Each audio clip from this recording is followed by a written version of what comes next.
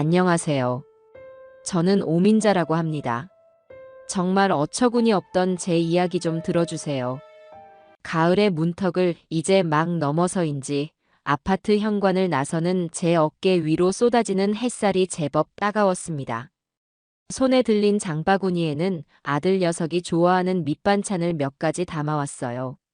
며느리 미정이가 중요한 해외 출장을 떠난 지 오늘로 닷새째. 혼자 있을 아들이 밥은 제대로 챙겨 먹는지, 집은 어지르고 살지 않는지, 어머니의 마음이란 건 자식이 40을 넘어도 늘 노심초사입니다. 아들네 아파트 단지에 들어서자 잘 가꿔진 화단에서 기분 좋은 풀내음이 풍겨왔습니다.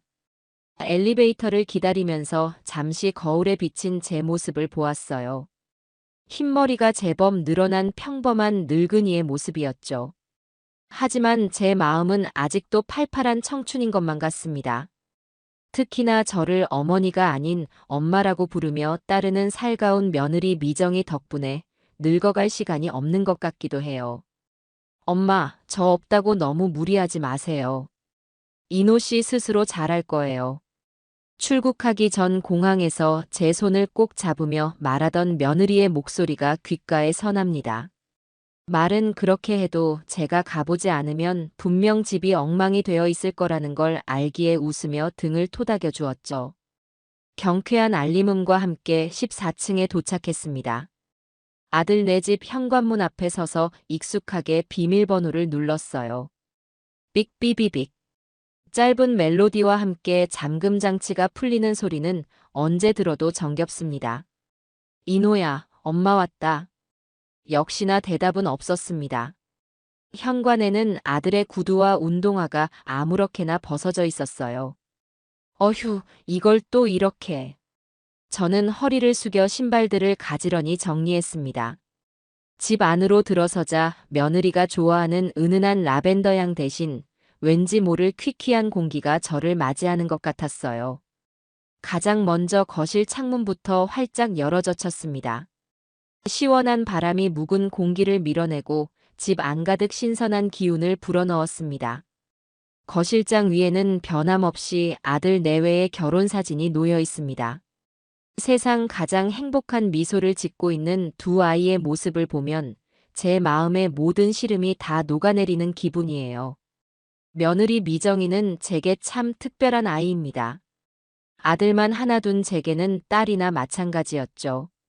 성격도 어찌나 싹싹하고 마음 씀씀이가 깊은지 명절이나 생일이면 친딸보다 더 살뜰하게 저를 챙기곤 했습니다. 그런 아이가 제 며느리가 되어준 것이 얼마나 고마운지 몰라요. 이번 출장도 큰 프로젝트를 성공적으로 이끈 덕분에 회사에서 특별히 기회를 준 것이라며 어찌나 자랑스러워했는지. 그런 며느리를 보고 있자니 아들 녀석도 덩달아 더 대견해 보였습니다.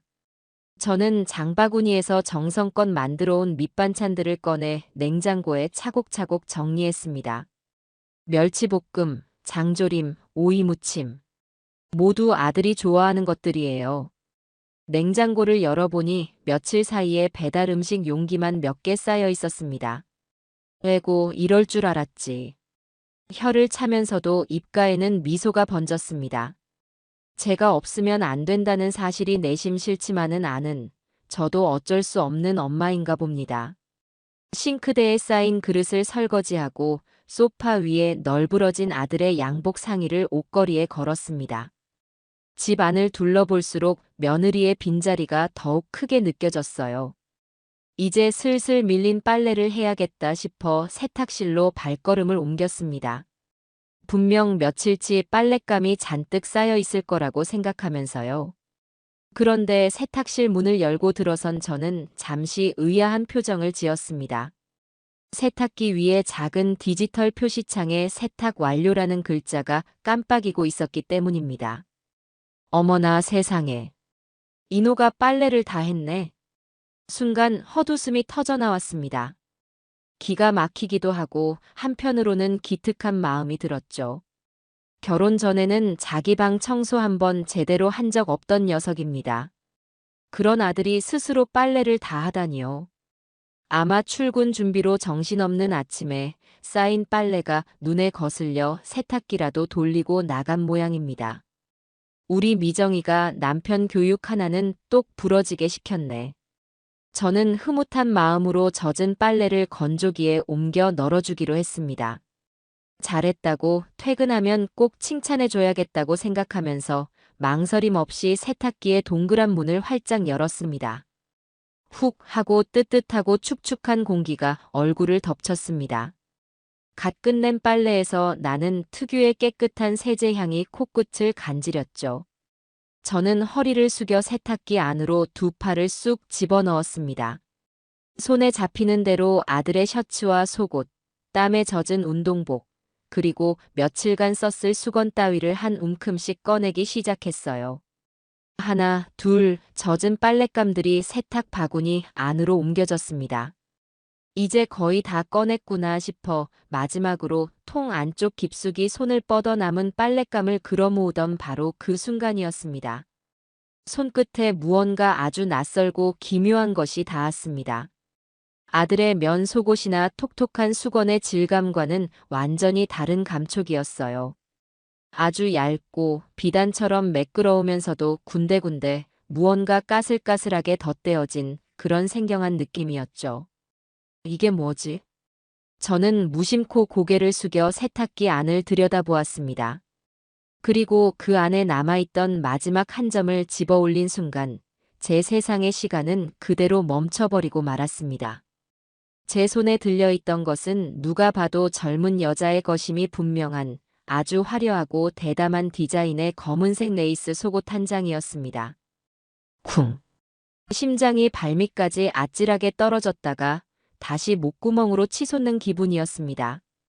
저는 숨 쉬는 법조차 잊어버린 채 손에 들린 그 작은 천 조각을 멍하니 바라보았습니다. 흠뻑 젖어 축 늘어진 그것은 마치 불길한 비밀을 머금은 독버섯처럼 제 손바닥 위에서 섬뜩한 존재감을 드러내고 있었습니다. 이건 절대로 미정이의 것이 아니에요. 우리 며느리는 이런 요란한 물건은 거들떠보지도 않는 아이입니다. 취향을 떠나서 미정이는 지금 이 나라에 있지도 않아요. 지구 반대편에서 밤낮으로 일하고 있는 아이입니다. 그렇다면 도대체 이 속옷은, 이 망측한 물건은 대체 누구의 것이란 말입니까? 어째서 우리 아들 집 세탁기 안에서 아들의 옷가지와 뒤엉켜 이런 것이 나온단 말입니까? 머릿속이 하얗게 타들어가는 것 같았습니다. 아니야, 뭔가 잘못된 걸 거야. 내가 헛것을 본 건가? 애써 부정하려 해도 손바닥 위에 차갑고 축축한 감촉이 모든 것을 현실이라고 말해주고 있었습니다. 혹시 미정이가 출장 가기 전에 실수로 넣어놓고 간 게 아닐까? 하지만 그 가느다란 희망은 곧바로 산산조각 나고 말았습니다. 바로 이틀 전 제가 이 집에서 직접 세탁기를 돌렸습니다.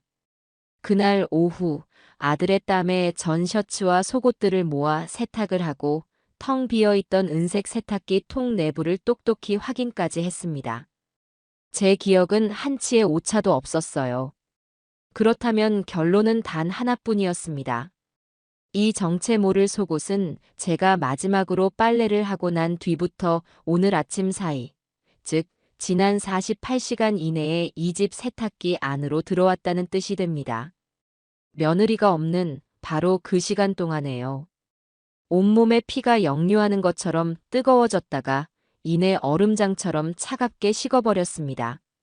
손이 사시나무처럼 떨려와 하마터면 손에 들고 있던 것을 바닥에 떨어뜨릴 뻔했어요. 저는 황급히 세탁기 문을 쾅 소리가 나게 닫고는 비틀거리며 두어 걸음 뒤로 물러났습니다. 이게 대체 무슨 날벼락 같은 상황인지 머리가 제대로 돌아가지를 않았습니다. 제가 평생을 바쳐 쌓아 올린 아들에 대한 믿음, 그리고 우리 가족의 행복이 저 작은 천 조각 하나에 무참히 무너져 내리고 있었습니다. 아니야, 우리 인호가, 우리 아들이 그럴 리가 없어. 저는 미친 사람처럼 고개를 저으며 중얼거렸습니다. 하지만 제 이성은 이미 끔찍한 진실을 향해 달려가고 있었습니다.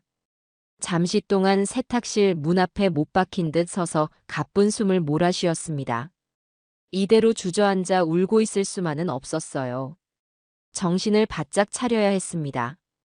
지금은 그 무엇보다 냉정해져야 해요. 저는 결심한 듯 다시 세탁기 앞으로 다가갔습니다.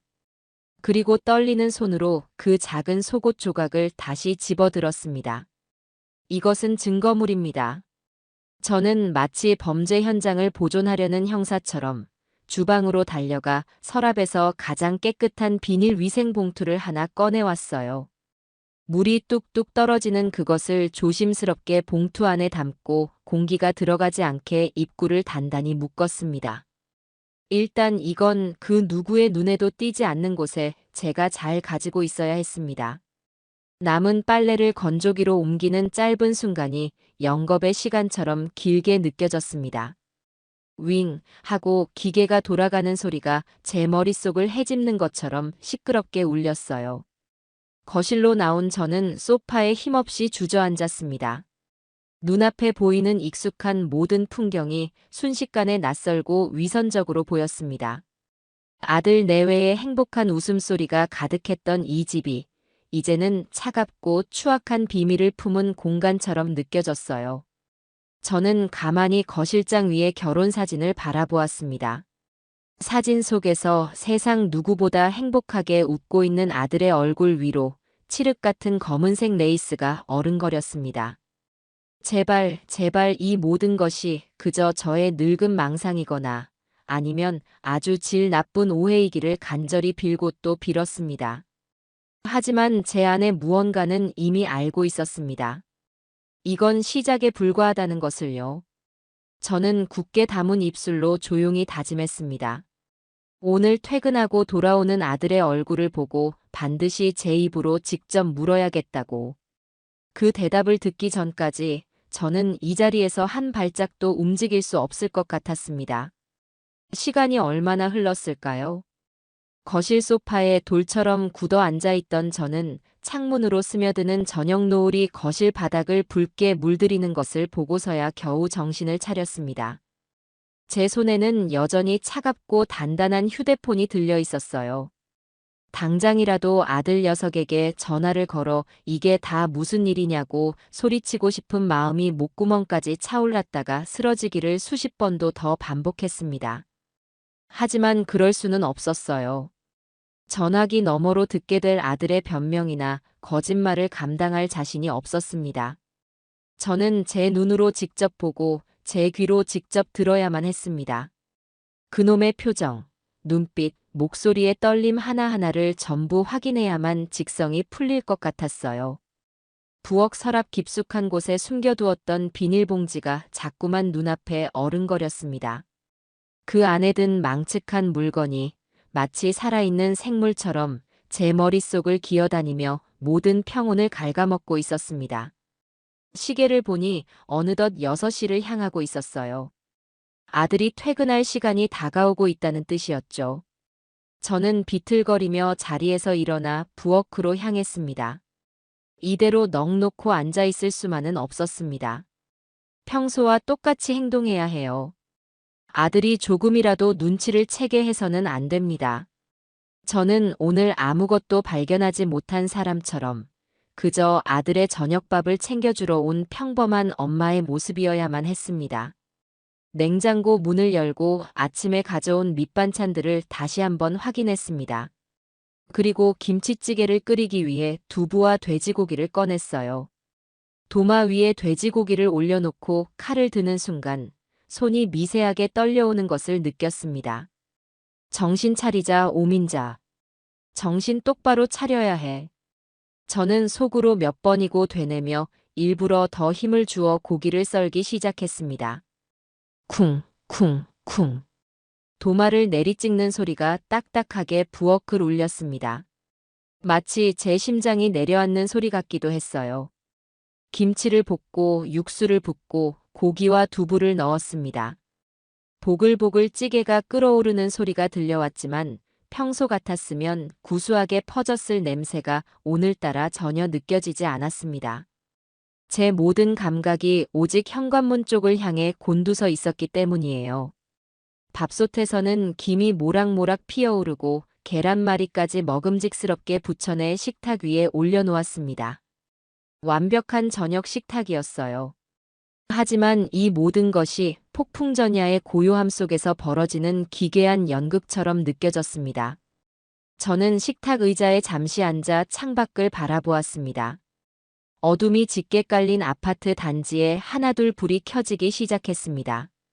저 불빛 아래에는 얼마나 많은 가족들이 평화로운 저녁을 보내고 있을까요? 불과 몇 시간 전까지만 해도 저 역시 그 평화로운 세상의 일부라고 믿어 의심치 않았습니다. 하지만 이제는 아니었어요.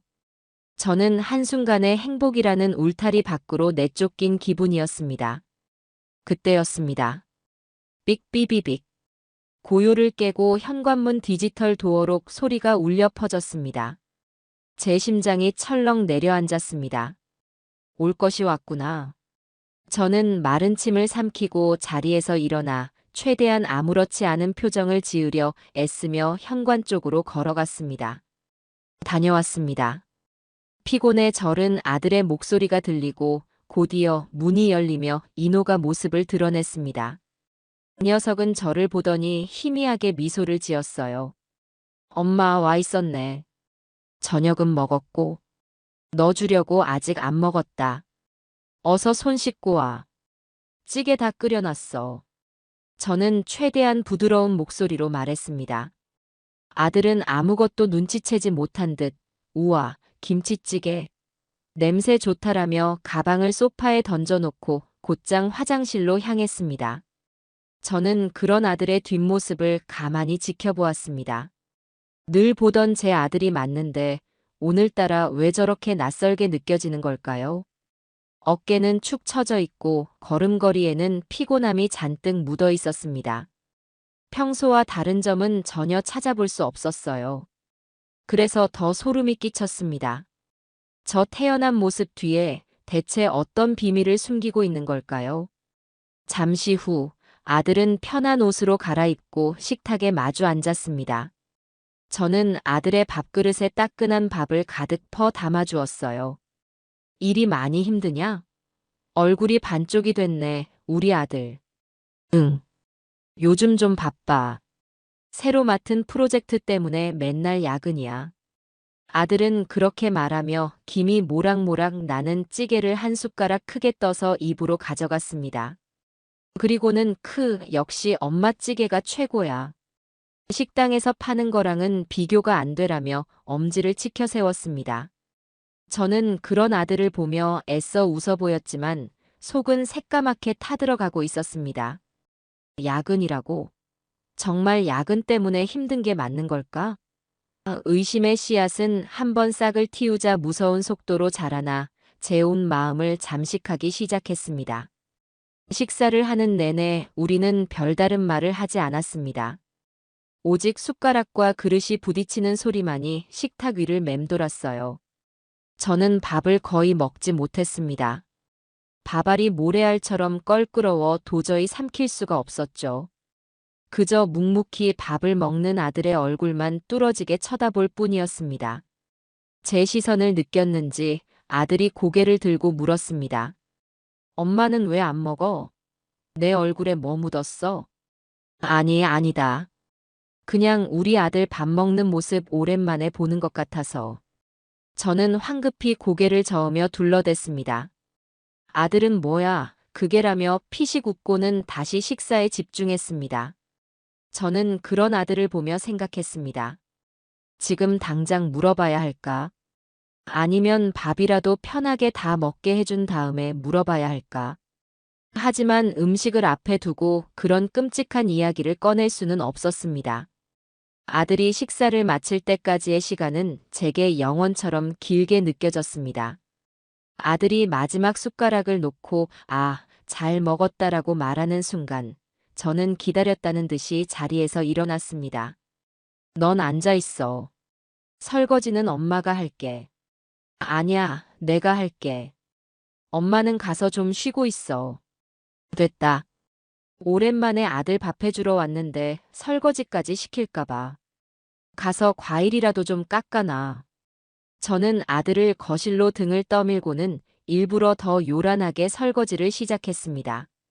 쏴 하고 세차게 쏟아지는 물소리가 제 머릿속의 복잡한 생각들을 잠시나마 씻어내주는 것 같았어요. 그릇을 닦는 내내 저는 무슨 말부터 어떻게 꺼내야 할지 수없이 시뮬레이션을 돌렸습니다. 화를 내야 할까 아니면 차분하게 물어야 할까. 눈물부터 보이면 안 되는데. 저는 약한 모습을 보이고 싶지 않았습니다. 설거지를 마치고 부엌 정돈까지 끝낸 뒤 저는 마침내 결심을 굳혔습니다. 이제 더는 미룰 수 없습니다. 저는 물기가 채 마르지 않은 손을 앞치마에 닦으며 거실로 나갔습니다. 아들은 소파에 앉아 텔레비전을 보고 있었어요.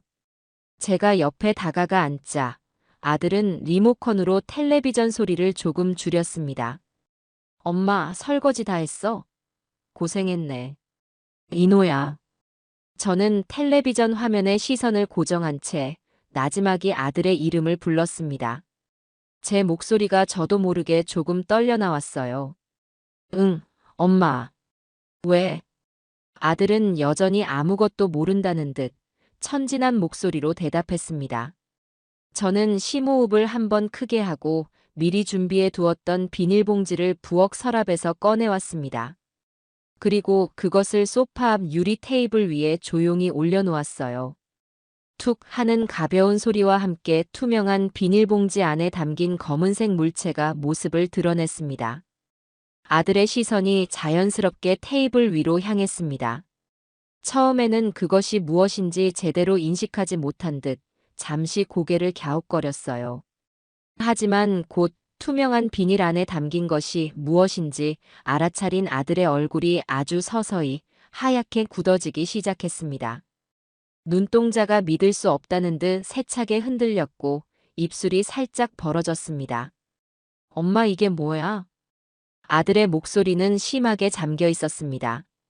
저는 그런 아들의 눈을 똑바로 쳐다보며 최대한 침착하게 입을 열었습니다. 오늘 너희 집 세탁기에서 나왔다. 이게 대체 뭔지 엄마한테 설명 좀 해줄 수 있겠니? 제 말이 끝나자마자 아들은 마치 전기에 감전된 사람처럼 소파에서 벌떡 일어났습니다. 그리고는 테이블 위에 놓인 비닐봉지를 마치 뱀이라도 본 것처럼 질겁하며 쳐다보았어요. 세탁기요? 그럴 리가 없는데 이게 왜 거기서 나와요? 잘못 본 거 아니에요? 내가 이걸 잘못 볼 리가 있겠니? 오늘 아침에 너가 돌려놓은 세탁기 안에서 네 옷이랑 같이 들어있었다. 저는 너가 돌려놓은이라는 부분을 일부러 힘주어 말했습니다. 그러자 아들의 얼굴이 새하얗게 질리다 못해 파랗게 변해갔습니다. 동공이 공포에 질린 사람처럼 마구 흔들렸어요. 그 녀석은 잠시 동안 아무 말도 하지 못하고 그저 마른 입술만 달싹거릴 뿐이었습니다. 잠시 후 겨우 쥐어짜 내듯이 내뱉은 말이란 건 정말 가관이었죠. 아, 그거 아마 회사 동료 거일 거예요. 어제 회식 끝나고 다들 술에 취해서 누가 실수로 제 가방에 넣었나 봐요. 그걸 모르고 제가 그냥 세탁기에 같이 넣어버린 것 같네요. 그런가 보네. 아들은 어색하게 웃으며 횡설수설 변명을 늘어놓기 시작했습니다. 하지만 그 변명이라는 것이 너무나도 어설프고 말이 되지 않는다는 것을 본인 스스로도 잘 알고 있는 듯 보였어요. 목소리는 심하게 떨렸고 식은땀이 이마에 송골송골 맺혀 있었습니다. 저는 그런 아들의 모습을 차갑게 바라보며 아주 조용히 하지만 단호하게 말했습니다. 이노야, 엄마 바보 아니다. 이틀 전에 내가 여기 와서 빨래를 싹 다 해놓고 갔다. 그때는 이런 거 없었어. 그리고 어제 회식한 사람이 오늘 아침에 너희 집 세탁기에서 속옷을 빨 일은 더더욱 없겠지. 그 짧은 사이에 대체 무슨 일이 있었던 거니? 제 논리적인 반박에 아들은 완전히 할 말을 잃은 듯 보였습니다. 얼굴이 하얗다 못해 시뻘개졌다가 다시 하얘지기를 반복했어요. 녀석은 당황한 나머지 손을 어디에 둬야 할지 몰라 허공에서 허우적거렸습니다. 그러더니 갑자기 버럭 소리를 지르기 시작했습니다. 엄마는 지금 사람을 뭘로 보고 그런 걸 물어요. 제가 그런 짓이나 하고 다닐 사람으로 보여요? 어떻게 아들을 그렇게 못 믿어요? 실망이네요, 정말. 적반하장도 유분수지. 그 녀석은 오히려 저를 의심 많은 늙은이로 몰아가며 화를 냈습니다. 하지만 그 분노는 진심에서 우러나온 억울함이 아니라 궁지에 몰린 쥐가 내지르는 마지막 발악처럼 들릴 뿐이었어요. 저는 자리에서 일어나 아들에게 한 걸음 더 다가갔습니다. 그리고 녀석의 눈을 똑바로 보며 말했죠. 그래, 엄마는 내 아들을 믿었지. 지금까지 단 한 번도 의심해 본 적 없어. 그런데 지금 네 행동이 그 믿음을 전부 깨부수고 있는 거다. 떳떳하다면 왜 그렇게 소리를 지르고 화를 내니? 떳떳하다면 이게 누구 것인지, 왜 우리 집에 있었는지 차분하게 설명하면 될 일 아니냐. 제 말은 날카로운 비수가 되어 아들의 심장에 그대로 꽂히는 듯 했습니다. 아들은 더 이상 아무런 대꾸도 하지 못했습니다. 그저 그게 하며 말끝을 흐릴 뿐이었죠. 모든 변명이 막히고 더 이상 빠져나갈 구멍이 없다고 판단한 순간 녀석은 정말 믿을 수 없는 행동을 했습니다.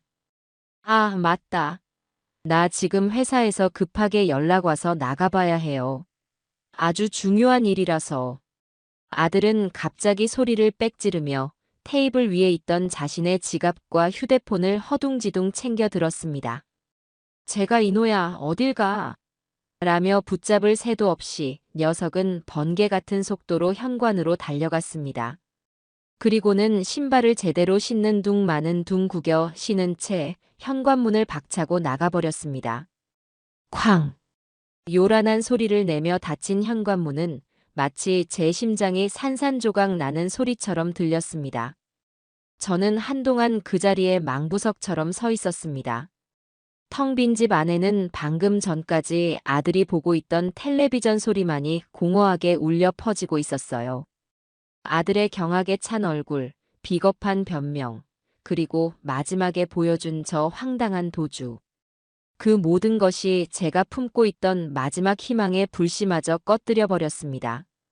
더 이상 의심할 필요가 없었습니다. 저 끔찍한 도망은 그 자체로 완벽한 자백이었으니까요.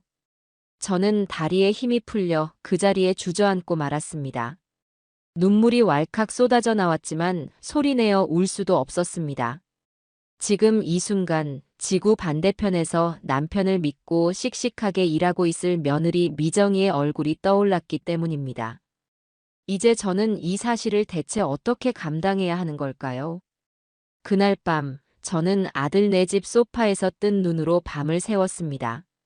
창밖이 희미하게 밝아올 때까지 저는 단 1분도 잠을 이룰 수가 없었어요. 집을 뛰쳐나간 아들에게서는 밤새도록 아무런 연락도 오지 않았습니다. 수십 번이나 전화를 걸어봤지만 아들은 끝내 받지 않았죠.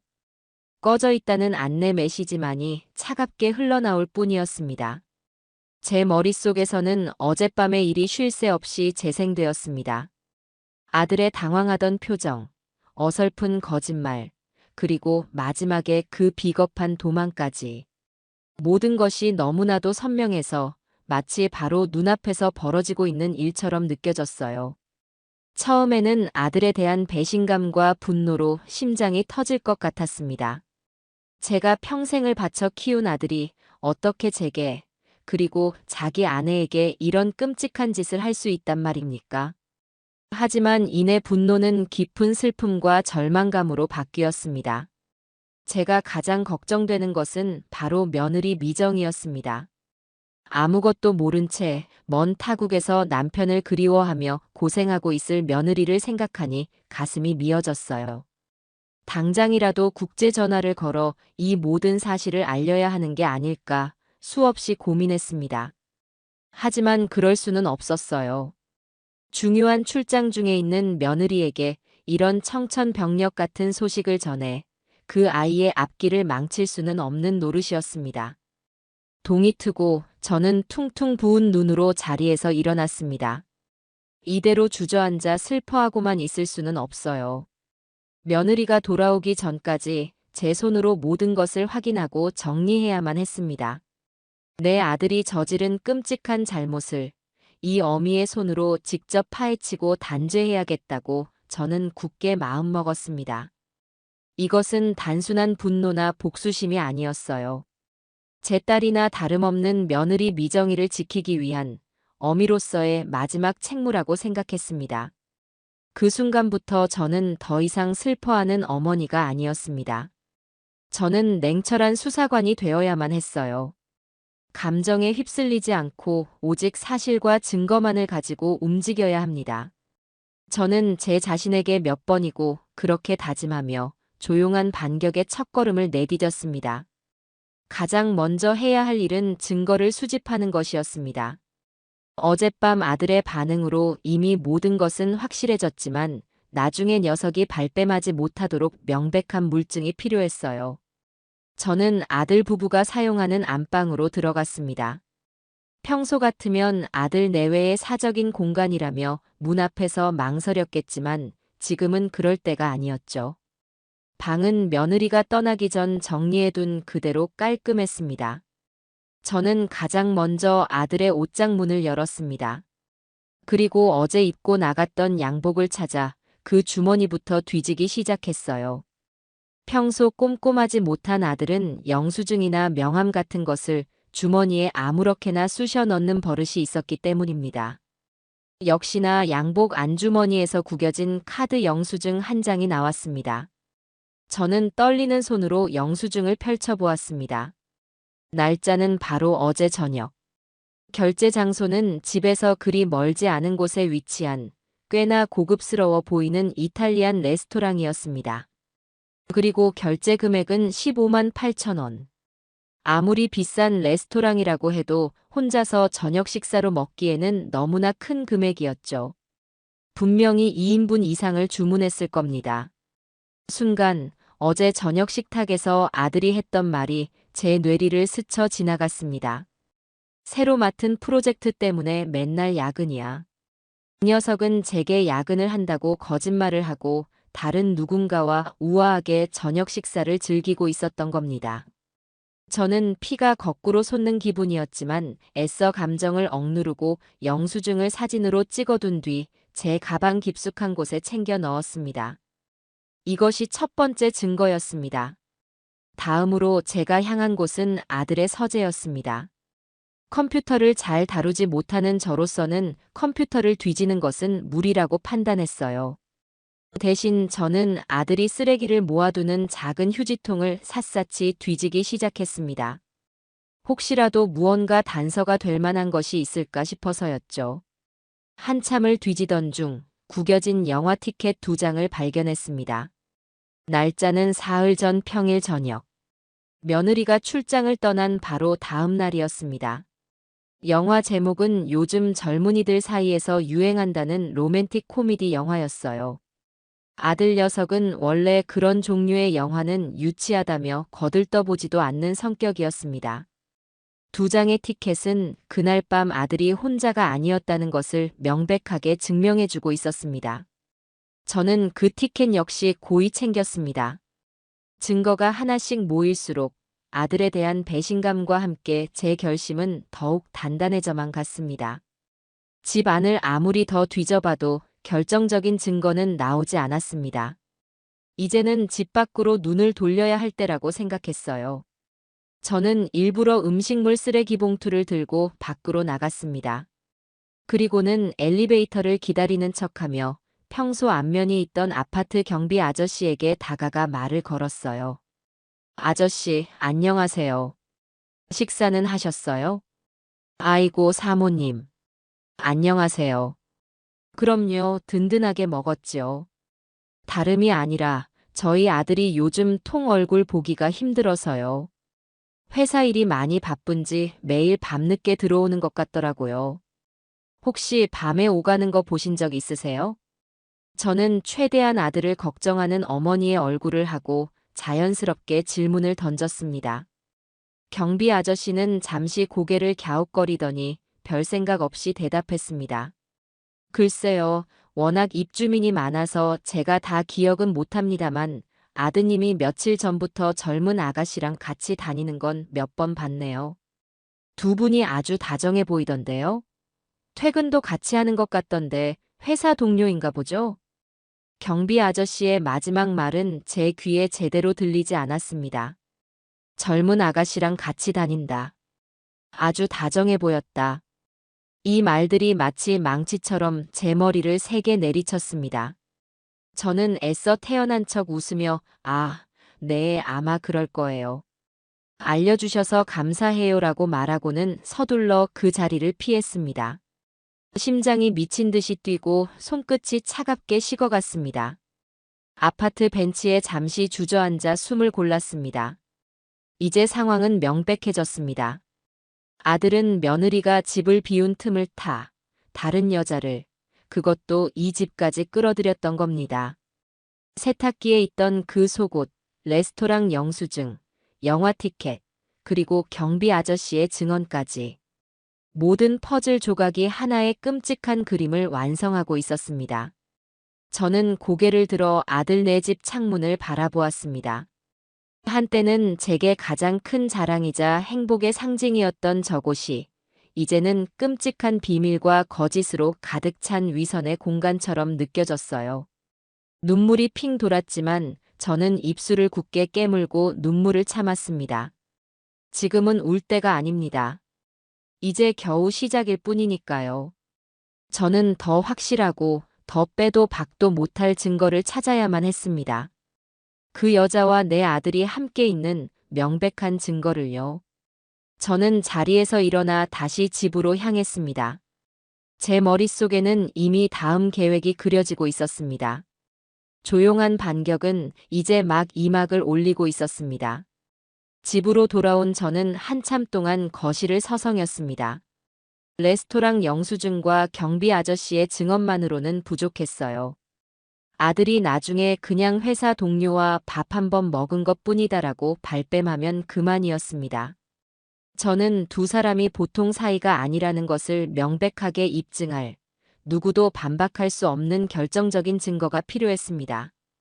대체 뭘까, 그 증거라는 게. 한참을 고민하던 제 눈에 거실장 위에 놓인 아들의 차 키가 들어왔습니다. 그리고 그 순간 번개처럼 한 가지 생각이 제 머리를 스치고 지나갔습니다. 바로 블랙박스였습니다. 요즘 차에는 전부 달려있다는 그것. 차 안에서 일어나는 모든 일과 대화를 녹화하고 녹음해준다는 이야기를 텔레비전에서 본 기억이 났어요.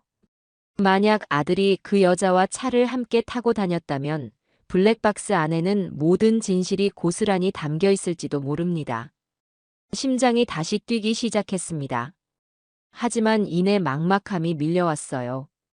저는 평생을 기계와는 담을 쌓고 살아온 사람입니다. 블랙박스라는 것이 차 어디에 붙어 있는지도 그 안에 담긴 영상을 어떻게 꺼내 보는지도 전혀 알지 못했습니다. 제가 함부로 만졌다가 소중한 증거를 전부 날려버릴 수도 있는 노릇이었죠. 한참을 고민하던 끝에 한 사람의 얼굴이 떠올랐습니다. 바로 아랫집에 사는 젊은 새댁이었어요. 평소 엘리베이터에서 마주치면 늘 상냥하게 인사를 건네던 아주 마음씨 착한 사람이었죠.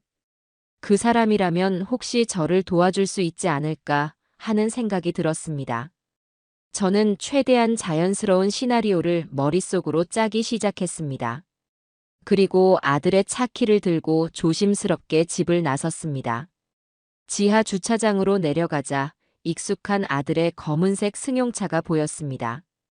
차가운 쇠붙이 덩어리가 마치 거대한 괴물처럼 느껴졌어요. 저는 차 문을 열고 들어가 룸미러 근처에 붙어있는 작은 카메라를 찾아냈습니다. 저것이 바로 블랙박스라는 물건이구나. 저는 잠시 그것을 노려보다가 이내 차에서 내려 아랫집의 초인종을 눌렀습니다. 누구세요? 아, 아랫집인데 혹시 잠시 괜찮을까요? 곧 문이 열리고 젊은 새댁이 환한 얼굴로 저를 맞이했습니다. 저는 최대한 안쓰럽고 무지한 늙은이의 표정을 지으며 입을 열었어요. 미안해요, 바쁜데. 다름이 아니라 내가 부탁이 하나 있어서요. 우리 손주 녀석이 자동차 구경하는 걸 하도 좋아해서 우리 아들 차 운전하는 영상을 좀 찍어다 보여주고 싶거든요.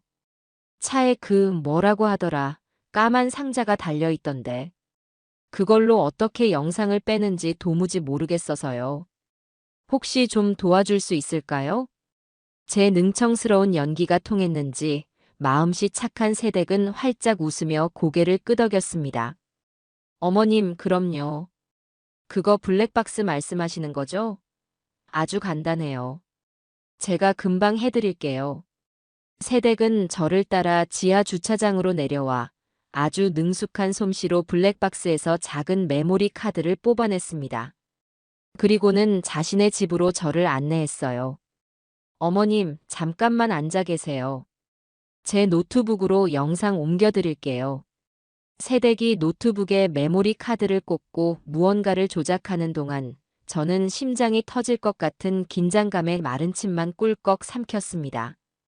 제발, 제발 무언가 남아있기를. 아들이 주기적으로 영상을 지우는 치밀한 성격이 아니기만을 간절히 바랐습니다. 몇 분 후 새댁은 작은 USB 하나를 제게 건네며 말했습니다. 여기 최근 일주일치 영상 전부 담아드렸어요. 컴퓨터에 꽂아서 보시면 돼요. 아이고, 정말 고마워요, 새댁. 덕분에 살았네. 이거라도 하나 드세요. 저는 미리 준비해간 과일 음료수 한 병을 건네며 몇 번이고 고맙다고 인사를 했습니다.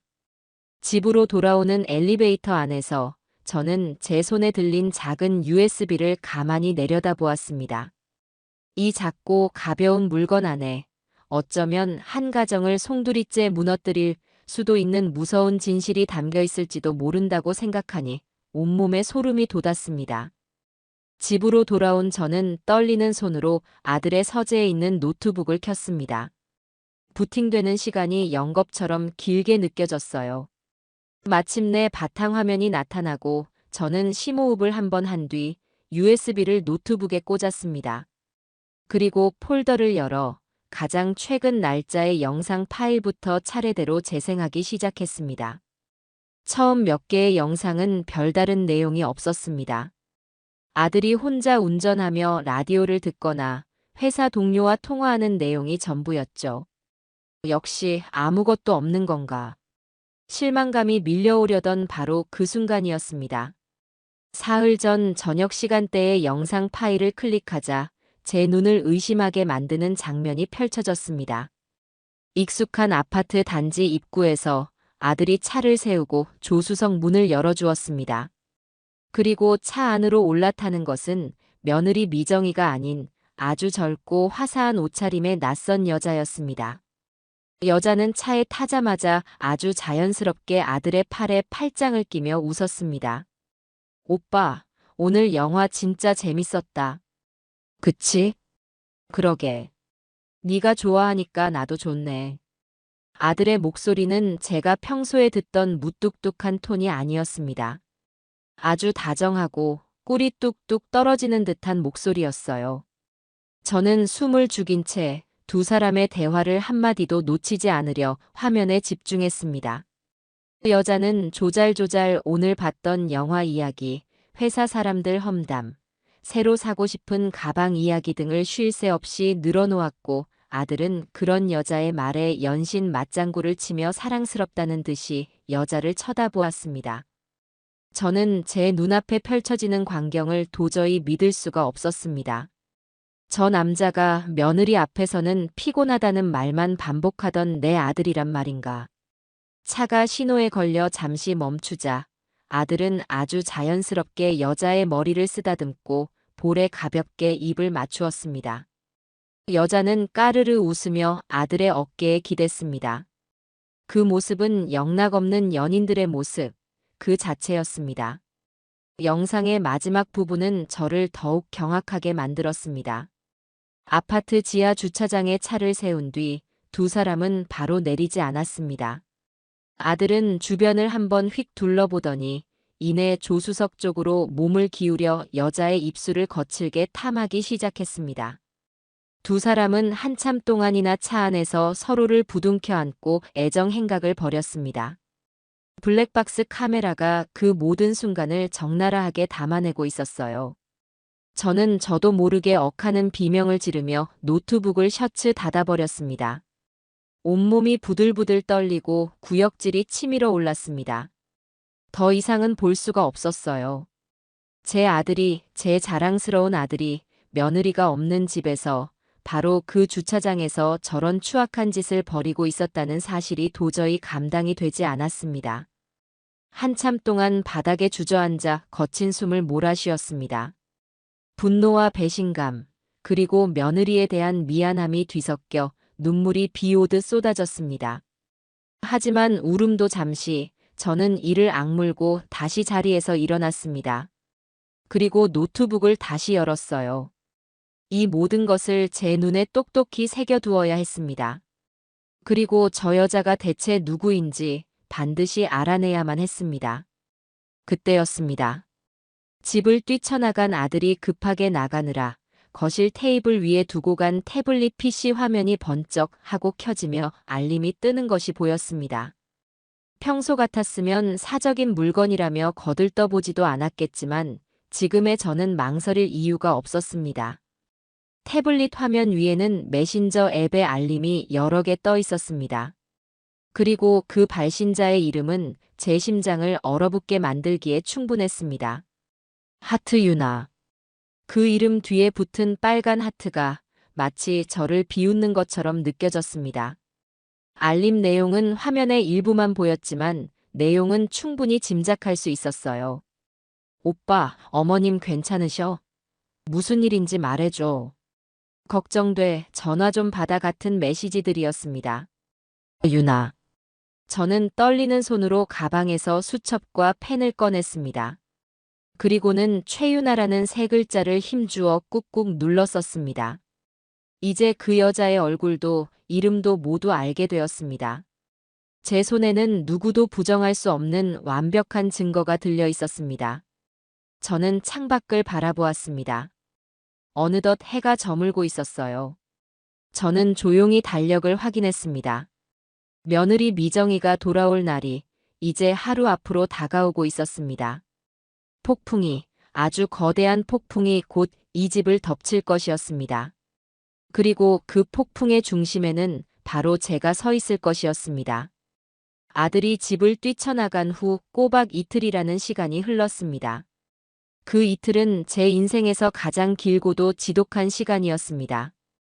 텅 빈 아들 네 집 거실 소파에 앉아 저는 창밖의 세상이 아무렇지 않게 흘러가는 것을 그저 멍하니 바라볼 뿐이었어요. 사람들은 출근을 하고 아이들은 학교에 가고 배달 오토바이는 바쁘게 거리를 오갔습니다. 모두가 자신의 일상을 살아가고 있는데 오직 저의 시간만이 그날 밤 아들이 현관문을 박차고 나가던 그 순간에 멈춰버린 듯 했습니다. 아들에게서는 여전히 아무런 연락이 없었습니다. 처음에는 분노로, 그 다음에는 걱정으로 수십 통의 전화를 걸었지만 돌아오는 것은 차가운 기계음 뿐이었죠. 이 녀석은 마치 세상에서 증발이라도 해버린 것처럼 모든 연락을 끊고 잠적해버렸습니다. 하지만 저는 알고 있었어요. 이 녀석이 완전히 사라진 것이 아니라는 것을요. 그저 제 눈을 피해, 제 추궁을 피해 어딘가에 비겁하게 숨어 있다는 것을요. 제 손에는 여전히 서늘한 USB 하나가 들려 있었습니다. 아랫집 세댁의 도움으로 확보한 제 아들의 추악한 진실이 담긴 증거물이었죠. 저는 지난 이틀 동안 그 안에 담긴 영상들을 수십 번도 더 돌려보았습니다. 처음에는 떨리는 손으로, 그 다음에는 분노에 찬 눈으로, 그리고 마지막에는 모든 감정이 사라진 텅 빈 눈으로요. 볼 때마다 심장이 갈기갈기 찢겨나가는 고통을 느꼈지만 저는 멈출 수가 없었습니다. 저 영상 속에서 낯선 여자와 희희낙낙하며 웃고 있는 저 남자가 제가 아는 제 아들이 아니라고, 이건 모두 끔찍한 악몽일 뿐이라고 스스로를 세뇌시키기라도 하려는 듯이요. 하지만 노트북 화면 속의 남자는 명백히 제 아들 김인호였습니다. 다른 여자에게, 제 며느리에게는 단 한 번도 보여준 적 없는 다정한 미소를 짓고 애정이 듬뿍 담긴 목소리로 속삭이는 제 아들이었습니다. 그 모습을 보고 있자니 며느리 미정이가 불쌍해서 가슴이 미어질 것 같았습니다. 늘 일에 치여 피곤하다는 남편을 위해 새벽같이 일어나 보약을 다리고 주말이면 지친 남편을 위해 특식을 만들어 바치던 그 착하고 어진 아이. 그런 며느리의 헌신을 아들 녀석은 저런 식으로 짓밟고 있었던 겁니다. 오늘이 바로 며느리가 한국으로 돌아오는 날이었습니다. 오후 비행기라고 했으니 공항에 도착해서 짐을 찾고 집으로 오면 저녁 시간이 훌쩍 넘을 터였습니다. 저는 아침부터 분주하게 움직였습니다. 집 안 구석구석을 쓸고 닦고 며느리가 좋아하는 꽃게탕을 끓이기 위해 아침 일찍 시장에 다녀왔습니다.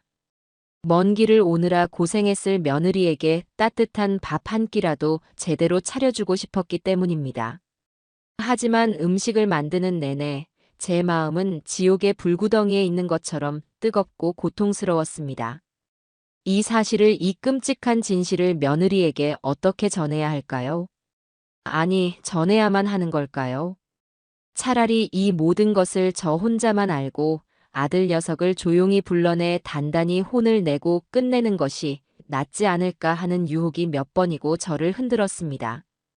괜히 긁어부스럼을 만들어 이제 막 날개를 펴기 시작한 며느리의 인생에 상처를 줄 필요는 없지 않느냐고 제 안의 악마가 속삭이는 것 같았어요.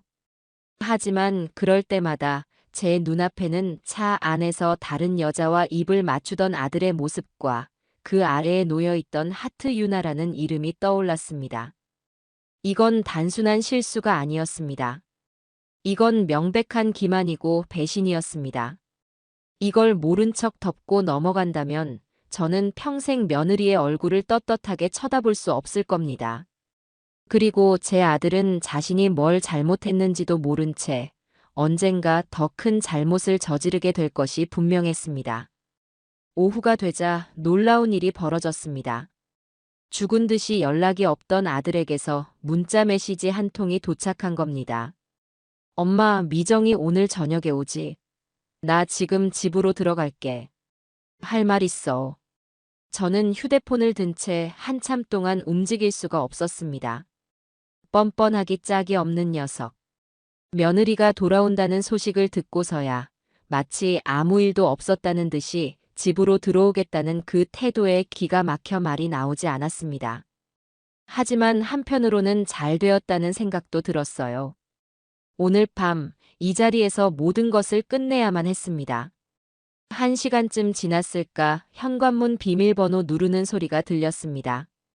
저는 하던 모든 일을 멈추고 현관 쪽을 날카롭게 응시했습니다. 문이 열리고 이틀 만에 보는 아들의 모습이 눈에 들어왔습니다. 그 녀석은 그 사이 제대로 씻지도 잠을 자지도 못한 듯 행색이 말이 아니었습니다. 덥수룩한 수염에 퀭한 눈, 구겨진 옷차림. 하지만 그런 초라한 모습이 제게는 조금의 동정심도 불러일으키지 못했습니다. 아들은 제 눈치를 살피며 조심스럽게 거실로 들어왔습니다. 그리고는 제 앞에 서서 고개를 푹 숙였습니다. 엄마, 죄송해요. 뭐가 죄송한데? 제 목소리는 얼음장처럼 차가웠습니다. 아들은 한참 동안 우물쭈물거리다가 겨우 입을 열었습니다. 그냥 다요. 엄마 실망하게 한 거, 그리고 집 나간 거요. 그래서 그 속옷 주인은 누구라고? 저는 단도직입적으로 물었습니다. 아들은 제 질문에 움찔하며 고개를 들었지만 여전히 제 눈을 똑바로 쳐다보지는 못했습니다. 그건 엄마, 정말 오해예요. 그냥 잠깐 만난 사이인데 그 여자가 나한테 앙심을 품고 일부러 그런 것 같아요. 나도 피해자라고요. 기가 막혔습니다. 마지막 순간까지 저렇게 구차하고 비겁한 변명을 늘어놓을 줄은 몰랐어요. 피해자? 저는 차갑게 비웃으며 말했습니다. 피해자? 피해자는 지금 네 아내 미정이지, 너가 아니야. 그리고 잠깐 만난 사이인데 차 안에서 그런 짓까지 한단 말이니? 차 안이라는 말에 아들의 눈이 경악으로 커졌습니다. 제가 블랙박스 영상을 확인했다는 사실을 꿈에도 몰랐던 모양입니다. 그 녀석의 얼굴이 다시 새하얗게 질려갔습니다. 엄마, 그걸 어떻게? 내가 어떻게 알았는지는 중요하지 않아. 중요한 건 너가 네 아내를 배신했다는 사실이지. 오늘 미정이 오면 너가 직접 네 입으로 다 사실대로 말해. 그리고 무릎 꿇고 용서를 빌어. 저는 더 이상 아들과 말을 섞고 싶지 않았습니다. 아들은 아무 말도 하지 못하고 그저 망연자실한 표정으로 바닥만 내려다볼 뿐이었어요. 그 순간 제 휴대폰이 요란하게 울리기 시작했습니다.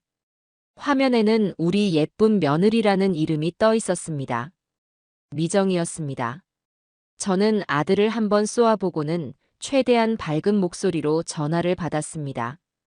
어머, 우리 딸. 지금 어디야? 엄마, 저 지금 공항 리무진 탔어요. 1시간이면 집에 도착할 것 같아요. 이노 씨는요? 옆에 있어요? 그럼. 네 남편 여기 있지. 너 온다고 목 빠지게 기다리고 있네. 저는 일부러 아들이 들으라는 듯이 큰 소리로 말했습니다. 아들은 제 말에 고개를 푹 숙인 채 죄인처럼 서 있을 뿐이었죠. 그렇게 며느리와의 짧은 통화가 끝나고 집 안에는 다시 무거운 침묵이 내려앉았습니다.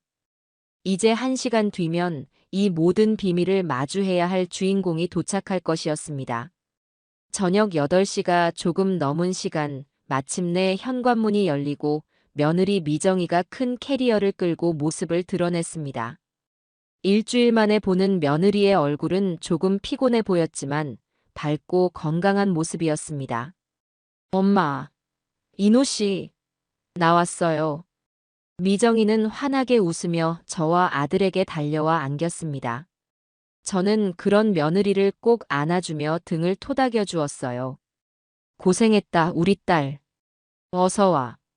하지만 제 눈은 어색하게 며느리를 끌어안는 아들의 굳은 표정을 놓치지 않고 있었습니다. 이야, 이게 다 무슨 냄새야? 엄마, 저 온다고 맛있는 거 하셨구나. 최고. 미정이는 아무것도 모른 채 어린아이처럼 신이 나서 식탁으로 달려갔습니다. 저는 그런 며느리의 뒷모습을 보며 가슴이 아려왔습니다. 저렇게 해맑은 아이에게 어떻게 그 끔찍한 사실을 전해야 할까요? 우리는 식탁에 둘러앉았습니다. 저는 며느리의 그릇에 곱게 살을 발라주고 따뜻한 국물을 떠주며 그동안의 안부를 물었습니다. 며느리는 출장지에서 있었던 일들을 신이 나서 제잘제잘 늘어놓았어요. 성공적으로 계약을 마친 이야기, 외국인 동료들과 있었던 재미있는 에피소드, 그리고 그곳의 아름다운 풍경 이야기까지. 식탁은 오롯이 며느리의 활기찬 목소리로만 채워지고 있었습니다. 저와 아들은 그저 간간히 그랬구나, 잘했네 같은 짧은 추임새를 넣을 뿐이었죠. 한참을 신나게 이야기하던 며느리가 문득 무언가 생각났다는 듯이 아들을 보며 말했습니다. 아, 맞다. 이노 씨. 내가 없는 동안 별일 없었어. 회사 일은 바빴고. 아들은 질문을 받은 학생처럼 움찔하며 대답했습니다. 어, 그냥 뭐 똑같았지. 바쁘고 피곤하고. 에이, 그래도 내가 신신당부하고 간 사람이 있는데.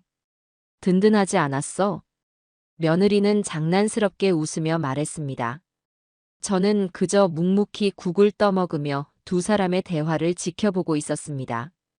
그리고 바로 다음 순간 저는 제 귀를 의심해야만 했습니다. 며느리의 입에서 제가 절대로 듣고 싶지 않았던, 하지만 동시에 가장 듣고 싶었던 그 이름이 흘러나왔기 때문입니다.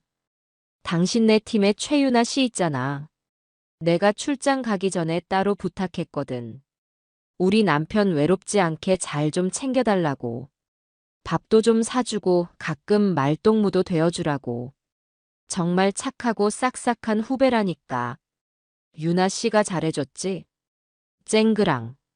제가 들고 있던 숟가락이 바닥으로 떨어지는 소리가 요란하게 식탁의 정적을 깨뜨렸습니다. 저는 숨을 쉴 수가 없었어요. 최유나. 아들의 태블릿 PC에서 보았던 그 이름, 블랙박스 영상 속에서 아들과 입을 맞추던 바로 그 여자의 이름이었습니다. 제 심장이 바닥으로 곤두박질 치는 기분이었습니다. 저는 천천히 고개를 들어 아들을 바라보았습니다. 아들은 마치 유령이라도 본 사람처럼 얼굴이 새하얗게 질린 채 며느리를 쳐다보고 있었습니다. 그 눈에는 공포와 당혹감, 그리고 경악이 뒤섞여 있었습니다. 며느리는 저와 아들의 이상한 반응을 눈치채지 못한 채 해맑게 말을 이었습니다. 왜 그래, 두 사람 다? 내가 뭐 이상한 말 했어? 아, 유나 씨한테 선물도 사왔는데. 내일 회사 가서 전해줘야겠다. 악마의 속삭임이란 바로 이런 것일까요? 아무것도 모르는 며느리의 순진한 말이 그 어떤 비수보다도 더 날카롭게 저와 아들의 심장을 꿰뚫고 있었습니다. 저는 더 이상 참을 수가 없었습니다. 저는 굳은 얼굴로 자리에서 일어났습니다. 그리고 결심했습니다. 이제 모든 것을 밝혀야 할 시간이 왔다고. 미정아, 잠시 나 좀 보자. 할 말이 있어. 제 목소리는 저도 모르게 낮고 무겁게 가라앉아 있었습니다. 갑작스러운 제 행동에 며느리는 당황한 표정으로 저를 올려다보았어요. 식탁의 분위기는 순식간에 얼어붙었습니다. 아들은 이미 사색이 되어 고개도 들지 못하고 있었죠. 네. 엄마 무슨 일 있으세요? 일단 너랑 나랑만. 조용히 이야기 좀 하자. 저는 며느리의 손목을 잡고 안방으로 이끌었습니다. 며느리는 영문을 모르겠다는 표정으로 저를 따라왔어요. 안방 문을 닫자마자 거실의 무거운 공기와는 다른 둘만의 공간이 만들어졌습니다. 저는 침대 가장자리에 며느리를 앉히고 그 앞에 마주보고 섰습니다. 우리 딸 많이 피곤하지? 먼 길 오느라 고생 많았어. 저는 떨리는 손으로 며느리의 머리를 쓰다듬었습니다. 제 눈에는 저도 모르게 눈물이 그렁그렁 맺히기 시작했어요. 제 심상치 않은 모습에 며느리의 얼굴에도 조금씩 불안한 기색이 서리기 시작했습니다. 엄마, 왜 그러세요? 정말 무슨 일 있어요? 이노 씨한테 무슨 문제라도. 아니, 그놈은 멀쩡해. 문제는 다른 데 있어. 저는 심호흡을 한번 크게 했습니다. 이제 돌이킬 수 없습니다. 이 말을 내뱉는 순간 우리 모두의 삶은 이전과는 완전히 달라지게 될 겁니다. 하지만 해야만 했습니다. 미정아, 지금부터 내가 하는 말 놀라지 말고 들어. 그리고 어떤 일이 있어도 너는 혼자가 아니라는 것만 기억해. 이 엄마가 무슨 일이 있어도 네 곁에 있을 거니까. 저는 제 가방에서 그동안 제가 모아온 것들을 하나씩 꺼내기 시작했습니다. 가장 먼저 모든 사건의 시작이었던 비닐봉지에 담긴 검은색 레이스 속옷을 며느리 앞에 내밀었습니다. 며느리는 그것을 보고 잠시 눈을 동그랗게 떴습니다. 엄마, 이게 뭐예요? 며칠 전 너희 집 세탁기에서 나왔어. 이노 옷이랑 같이. 며느리의 얼굴에서 미소가 서서히 사라졌습니다. 하지만 아직 상황 파악이 되지 않는 듯 고개를 갸웃거렸어요. 세탁기에서요? 이게 왜? 제 건 아닌데. 혹시 세탁소에서 다른 사람 빨래랑 섞여 들어왔나? 그랬으면 얼마나 좋았을까. 저는 씁쓸하게 웃으며 다음 증거물을 꺼냈습니다. 바로 고급 레스토랑에서 결제한 카드 영수증이었습니다. 이건 이노 양복 주머니에서 나왔어. 날짜는 너가 출장 간 지 사흘째 되던 날 저녁이야. 이노는 그날 나한테 회사에서 야근한다고 했었지. 며느리의 눈이 가늘어졌습니다. 영수증에 찍힌 15만 8천 원이라는 금액과 2인 세트 메뉴로 보이는 내역을 확인한 며느리의 표정이 조금씩 굳어지기 시작했습니다. 그리고 이건 그 다음날 저녁 영화 티켓 2장이야. 역시 이노 옷에서 나왔지. 증거가 하나씩 나올수록 며느리의 호흡이 점점 가빠지는 것이 느껴졌습니다. 하지만 며느리는 여전히 고개를 저으며 현실을 부정하려 애썼습니다. 아닐 거예요, 엄마. 그냥 회사 동료랑 밥 먹고 영화 볼 수도 있는 거잖아요. 이노 씨, 남자 후배들이랑도 잘 어울리니까. 그래. 나도 그렇게 믿고 싶었다. 그래서 아파트 경비 아저씨한테도 물어봤지. 우리 아들 요즘 누구랑 다니냐고. 경비 아저씨가 그러더구나. 며칠 전부터 젊은 아가씨랑 아주 다정하게 같이 다니는 걸 몇 번 봤다고. 그 말을 끝으로 며느리는 더 이상 아무런 반박도 하지 못했습니다. 얼굴이 하얗게 질린 채 그저 입술만 파르르 떨고 있었어요. 눈동자가 세차게 흔들리는 것이 보였습니다. 저는 마지막 증거물인 USB를 꺼내 들었습니다. 미정아, 정말 미안하다. 너한테 이런 걸 보여주게 돼서 정말 미안해. 저는 안방에 있는 작은 텔레비전에 USB를 꽂고 노트북을 연결했습니다. 그리고 블랙박스 영상 파일이 담긴 폴더를 열었어요. 며느리는 마치 사형 선고를 기다리는 사람처럼 굳은 얼굴로 화면을 응시했습니다. 저는 소리를 끄고 영상을 재생했습니다. 화면 속에는 익숙한 아파트 주차장을 배경으로 제 아들 이노가 낯선 여자와 입을 맞추고 서로를 부둥켜 안는 모습이 적나라하게 나오고 있었습니다. 여자의 얼굴, 아들의 표정, 두 사람의 모든 행동이 너무나도 선명하게 보였어요. 아, 며느리의 입에서 바람 빠지는 듯한 소리가 새어나왔습니다. 며느리의 눈이 믿을 수 없다는 듯이 커졌고 온몸이 돌처럼 굳어버렸습니다. 영상은 계속해서 재생되었습니다. 두 사람이 차 안에서 웃고 떠들고 서로의 몸을 더듬는 모든 순간이 기록되어 있었죠. 영상이 끝나고 방 안에는 무거운 침묵만이 남았습니다. 저는 차마 며느리의 얼굴을 쳐다볼 수가 없었어요. 한참의 시간이 흐른 뒤 며느리가 아주 작은 목소리로 물었습니다. 저 여자가 최유나 맞죠? 저는 아무 말 없이 그저 고개를 한번 크게 끄덕였습니다. 그 순간이었습니다. 며느리의 눈에서 참았던 눈물이 폭포수처럼 쏟아져 내리기 시작했습니다. 며느리는 아이처럼 목 놓아 울기 시작했습니다. 그 울음소리에는 배신감, 절망감, 그리고 자신의 어리석음에 대한 자책이 모두 뒤섞여 있었습니다. 자신이 믿었던 남편 그리고 자신이 착한 후배라며 걱정해 주었던 그 여자에게 동시에 배신당했다는 사실이 며느리의 세상을 송두리째 무너뜨리고 있었습니다. 저는 아무 말 없이 다가가 며느리의 가녀린 어깨를 꼭 끌어안았습니다. 울어라, 미정아. 실컷 울어. 다 울고 나면 괜찮아질 거야.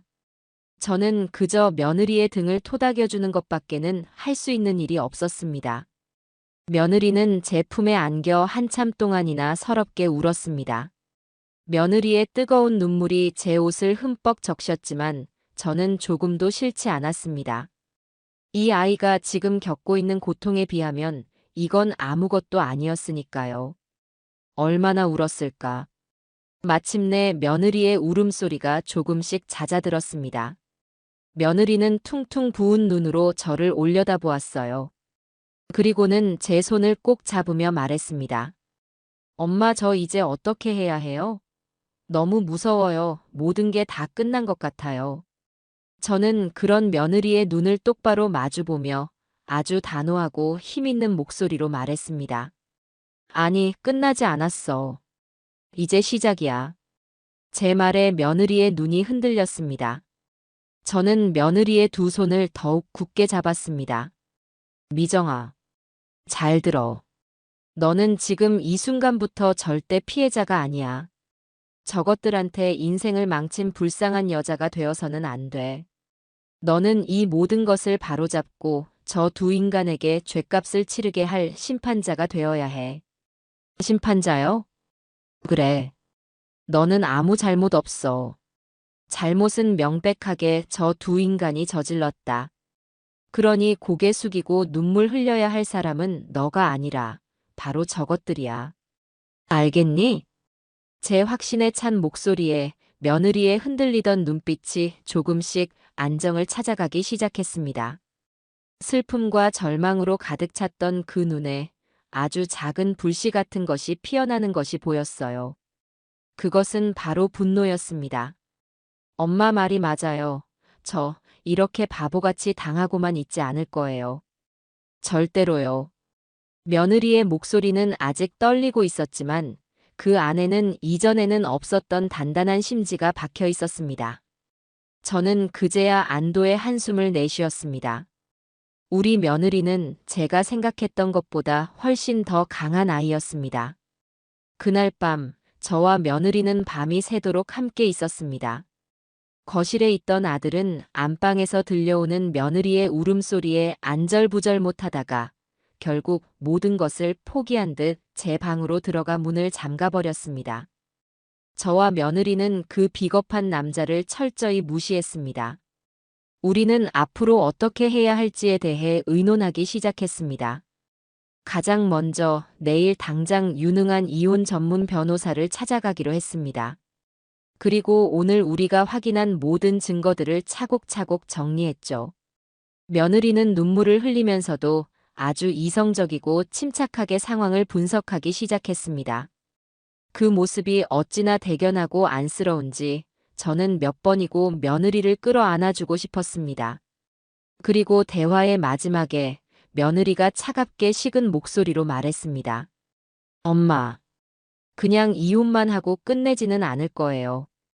그 두 사람, 제가 받은 고통의 1000배, 10,000배로 돌려받게 만들 거예요. 사회적으로도 인간적으로도 다시는 고개 들고 살지 못하게 만들어버릴 거예요. 며느리의 눈은 더 이상 슬픔이 아닌 차가운 분노와 복수심으로 이글이글 타오르고 있었습니다. 저는 그런 며느리의 손을 다시 한번 꼭 잡아주었습니다. 피 한 방울 섞이지 않았지만 우리는 그 순간 세상 누구보다도 강한 연대를 맺은 두 명의 여인이었습니다. 우리의 조용했던 반격은 이제 모든 것을 건 전면전으로 바뀌고 있었습니다. 다음 날 아침 동이 트자마자 저와 며느리는 집을 나섰습니다. 밤새 한숨도 자지 못했지만 이상하게도 전혀 피곤하지 않았어요. 오히려 정신이 그 어느 때보다도 맑고 또렷했습니다. 며느리 역시 퉁퉁 부은 눈을 하고 있었지만 그 눈빛만큼은 밤사이 더욱 차갑고 단단해져 있었습니다. 아들은 방문을 걸어 잠근 채 아침이 되어서야 겨우 모습을 드러냈습니다. 퉁퉁 부은 며느리의 얼굴과 제 싸늘한 시선을 마주한 아들은 아무 말도 하지 못하고 그저 고개를 숙일 뿐이었죠. 며느리는 그런 아들을 마치 없는 사람인 것처럼 투명인간처럼 대했습니다. 아들이 무어라 말을 걸려고 할 때마다 며느리는 차갑게 그를 외면하고 제게만 말을 걸었습니다. 엄마, 저 준비 다 됐어요. 나가요. 아들은 그런 며느리의 모습에 당황하며 어쩔 줄 몰라 했습니다. 하지만 저희 두 사람은 그런 아들을 뒤로하고 망설임 없이 현관문을 나섰습니다. 우리가 가장 먼저 찾아간 곳은 지인의 소개로 알게 된 이혼 전문 변호사 사무실이었습니다. 사무실은 강남의 한복판에 위치한 큰 빌딩에 자리 잡고 있었어요. 잠시 후 우리는 상담실에서 40대 중반의 아주 지적이고 날카로운 인상을 가진 여자 변호사와 마주 앉았습니다. 두 분 어서 오세요. 김미정 씨 맞으시죠? 이쪽은 어머님이시고요. 변호사는 온화한 미소를 띠고 있었지만 그 눈빛은 예리하게 저희를 꿰뚫어 보는 듯 했습니다. 며느리는 조금 긴장한 듯 보였지만 이내 마음을 다잡고 준비해 온 서류와 USB를 테이블 위에 올려놓았습니다. 변호사님, 저는 남편과 이혼을 하고 싶습니다. 이유는 남편의 외도 때문이고요. 며느리는 떨리지 않는 목소리로 지난 며칠간 있었던 일들을 아주 차분하고 논리적으로 설명하기 시작했습니다. 세탁기에서 발견된 속옷 이야기부터 영수증과 영화 티켓, 그리고 결정적인 증거인 블랙박스 영상에 대한 이야기까지. 제 딸이지만 그 순간만큼은 아주 유능한 검사처럼 보였습니다. 변호사는 며느리의 이야기를 듣는 내내 아무 말 없이 고개만 끄덕였습니다. 그리고 마지막으로 블랙박스 영상을 확인한 뒤에는 안경을 고쳤으며 짧게 말했습니다. 이 정도 증거라면 게임은 끝났네요. 유책 사유는 100% 남편분에게 있습니다. 위자료 청구는 물론이고 재산 분할에서도 아주 유리한 고지를 점령하실 수 있어요. 변호사의 확신에 찬 말에 저와 며느리는 저도 모르게 안도의 한숨을 내쉬었습니다. 변호사는 이어서 앞으로 우리가 해야 할 일들에 대해 아주 체계적으로 설명해 주었습니다. 재산 내역을 파악하고 혹시라도 남편이 재산을 빼돌리지 못하도록 가압류 신청을 하는 방법, 그리고 소송을 진행하는 절차까지. 그녀의 전문적인 설명은 불안했던 저희의 마음에 큰 힘이 되어 주었습니다. 상담이 거의 끝나갈 무렵 며느리가 변호사에게 물었습니다. 변호사님, 혹시 그 상간녀에게도 법적인 책임을 물을 수 있나요? 저는 그 여자도 제 남편과 똑같은, 아니 그 이상의 대가를 치르게 하고 싶습니다. 변호사는 며느리의 눈을 잠시 들여다보더니 희미하게 미소를 지으며 말했습니다. 물론입니다. 상간녀 소송을 통해 정신적 피해 보상, 즉 위자료를 청구할 수 있습니다. 그리고 법적인 처벌과는 별개로 두 사람의 부적절한 관계를 회사 내에 알려 사회적인 책임을 묻게 하는 방법도 있겠죠. 물론 명예훼손의 소지가 있으니 아주 교묘하고 합법적인 방법으로 진행해야 합니다. 변호사의 마지막 말에 며느리의 눈이 반짝 빛났습니다. 바로 그거였습니다. 며느리가 원했던 것은 단순히 돈 몇 푼을 받아내는 것이 아니었어요. 그 두 사람이 자신들의 잘못을 온 세상에 드러내고 가장 비참하고 고통스러운 방식으로 몰락하는 것이었습니다. 변호사 사무실을 나오는 길, 며느리의 발걸음은 들어갈 때보다 훨씬 더 가벼워 보였습니다. 이제 우리가 나아가야 할 길이 명확해졌기 때문입니다. 그날 이후 며느리는 완전히 다른 사람이 되었습니다. 더 이상 눈물을 흘리지 않았어요. 대신 아주 치밀하고 냉정한 전략가가 되었습니다. 그리고 바로 그날 저녁부터 며느리의 소름 끼치는 연기가 시작되었습니다. 집에 돌아온 며느리는 현관에서 자신을 기다리고 있던 아들에게 놀랍게도 희미한 미소를 지어 보였습니다. 왔어? 많이 기다렸지. 오늘 엄마랑 쇼핑 좀 하느라 늦었네. 아들은 갑작스러운 며느리의 태도 변화에 어안이 벙벙한 표정이었습니다. 어제까지만 해도 자신을 투명인간 취급하던 아내가 갑자기 예전처럼 다정하게 말을 걸어오니 당황할 수밖에 없었겠죠. 미정아. 너 괜찮은 거야? 뭐가? 아, 어젯밤 일 때문에 그래.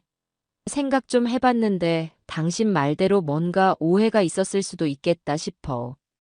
내가 너무 예민하게 반응한 것 같아. 미안해. 며느리는 천연덕스럽게 거짓말을 늘어놓았습니다. 저는 그런 며느리의 연기력에 감탄하며 옆에서 조용히 맞장구를 쳐주었습니다. 그래, 이노야. 부부싸움은 칼로 물베기라잖니. 우리 미정이가 마음이 넓어서 너를 이해해주기로 한 모양이다. 아들은 어리둥절하면서도 안도하는 기색이 역력했습니다. 아마 자신이 저지른 죄가 그렇게 쉽게 용서받을 수 있다고 착각한 모양입니다. 그날 저녁 식탁에서 며느리는 아무 일도 없었다는 듯이 아들에게 회사 이야기를 묻고 반찬을 챙겨주었습니다. 아들은 그런 며느리의 모습에 완전히 무장해제되어 자신도 모르게 경계심을 풀고 있었습니다. 그렇게 며칠이 흘렀습니다. 집 안에는 거짓된 평화가 찾아왔습니다. 아들은 며느리가 모든 것을 용서했다고 굳게 믿는 듯 보였고 예전처럼 행동하기 시작했습니다. 물론 그 여자와의 관계를 완전히 정리했는지는 알 수 없었지만 적어도 집 안에서는 완벽한 남편의 가면을 쓰고 있었죠. 그리고 마침내 며느리는 결정적인 덫을 놓기 시작했습니다. 그날 저녁 며느리는 일부러 기분 좋은 목소리로 아들에게 말했습니다. 여보, 생각해보니까 내가 출장 다녀와서 제대로 파티도 한번 못했네. 이번 주말에 당신 회사 동료들 우리 집에 초대해서 집들이 겸 파티라도 할까? 내가 맛있는 거 많이 해줄게. 아들은 생각지도 못한 제안에 눈을 동그랗게 떴습니다. 정말? 그래도 돼. 당신 피곤할 텐데. 피곤하긴. 당신 기 살려주는 일인데 이 정도는 해야지. 당신이 파티에 초대할 동료들 명단 좀 짜서 나한테 줘. 내가 한 명 한 명 초대장 보낼게. 아들은 아내가 자신을 용서한 것을 넘어 이제는 자신의 기까지 살려주려 한다고 착각하고는 감격한 표정을 지었습니다. 그 녀석은 신이 나서 파티에 초대할 동료들의 명단을 작성하기 시작했습니다.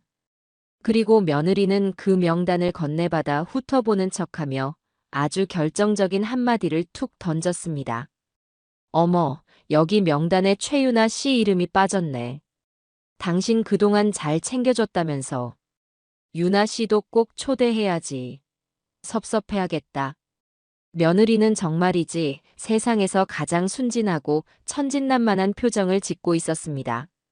아들은 그 말에 순간적으로 얼굴이 굳었지만 아내가 모든 것을 용서했다고 믿는 상황에서 감히 거절할 수는 없었습니다. 여기서 유나 씨를 초대하지 말자고 하면 오히려 의심을 살 수도 있었으니까요. 그럴까?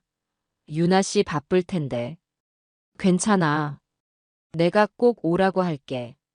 당신한테 고마웠던 사람이니까 내가 더 잘 챙겨줘야지.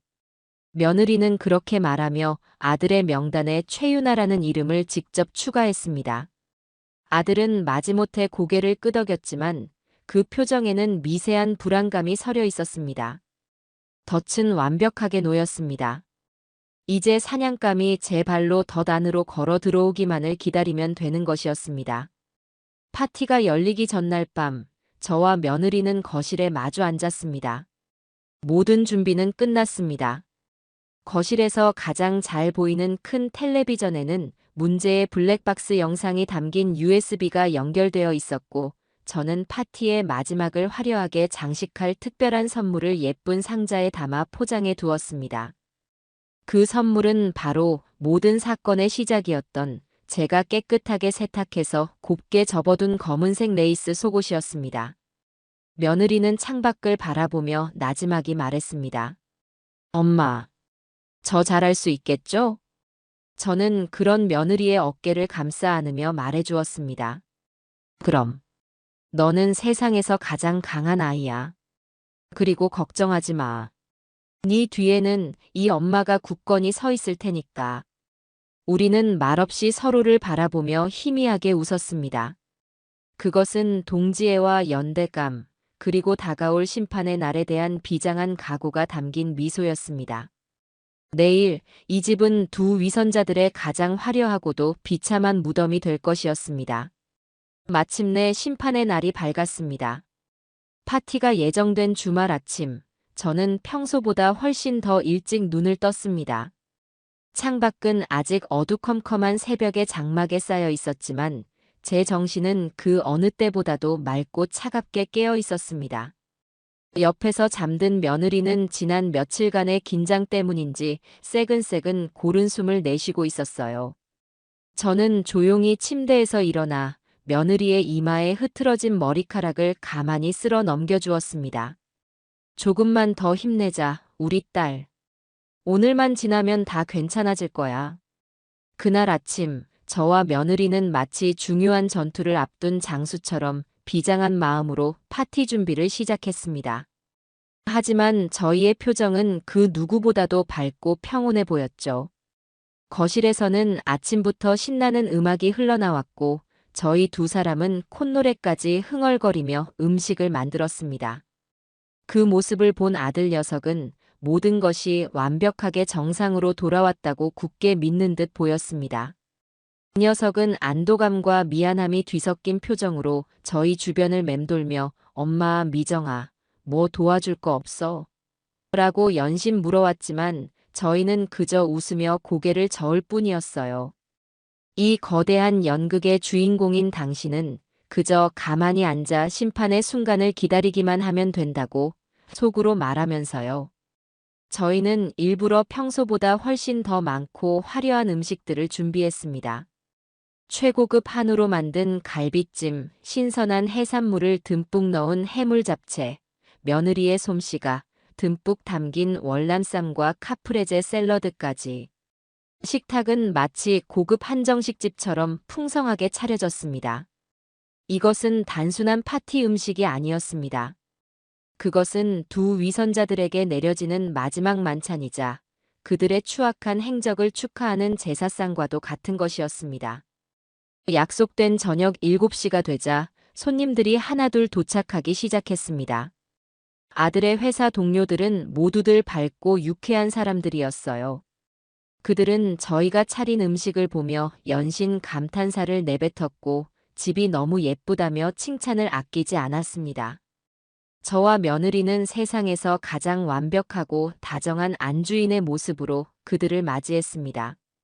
며느리는 아들의 어깨에 다정하게 팔을 두르며 우리 남편 회사에서도 이렇게 인기가 많은 줄 몰랐네라며 애교 섞인 농담을 던졌고 동료들은 그런 두 사람의 모습을 보며 두 분 정말 보기 좋습니다. 사내에서도 소문난 인꼬 부부시잖아요 라며 부러워했습니다.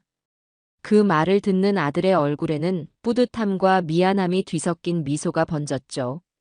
저는 그 가증스러운 위선의 현장을 입가에 희미한 미소를 머금은 채 조용히 지켜보고 있었습니다.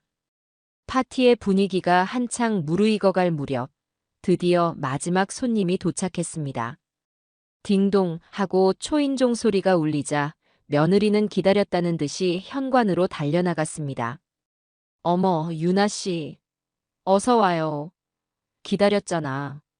문 앞에는 사진과 영상으로만 보던 바로 그 여자, 최유나가 서 있었습니다.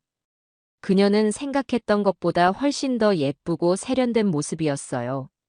몸에 딱 붙는 화려한 원피스에 공들여 꾸민 얼굴, 그리고 값비싸 보이는 명품 가방까지.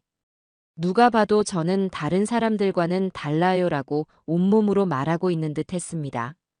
그녀는 며느리가 사준 것이 분명한 고급 와인 한 병을 들고 아주 상냥하고 순진한 미소를 지으며 집 안으로 들어섰습니다. 형수님, 안녕하세요.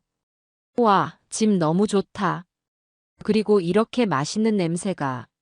최유나는 마치 아무것도 모른다는 듯 천진난만한 목소리로 감탄사를 연발했습니다. 그리고는 제게도 90도로 허리를 숙이며 어머님, 안녕하세요. 말씀 많이 들었어요 라며 싹싹하게 인사를 건넸습니다. 저는 그런 그녀를 가만히 바라보며 아주 온화한 미소로 대답해 주었죠. 그래요, 어서 와요. 우리 인호한테 말 많이 들었어요. 회사에서 잘 챙겨주는 착한 후배라고. 제 말에 최유나의 얼굴이 순간적으로 살짝 굳어지는 것을 저는 놓치지 않았습니다. 하지만 그녀는 이내 다시 생긋 웃으며 며느리의 옆에 찰싹 달라붙었습니다. 며느리는 그런 최유나의 손을 아주 다정하게 맞잡으며 그녀를 식탁으로 이끌었습니다. 유나 씨, 이리 와서 앉아. 오늘 주인공은 당신이야.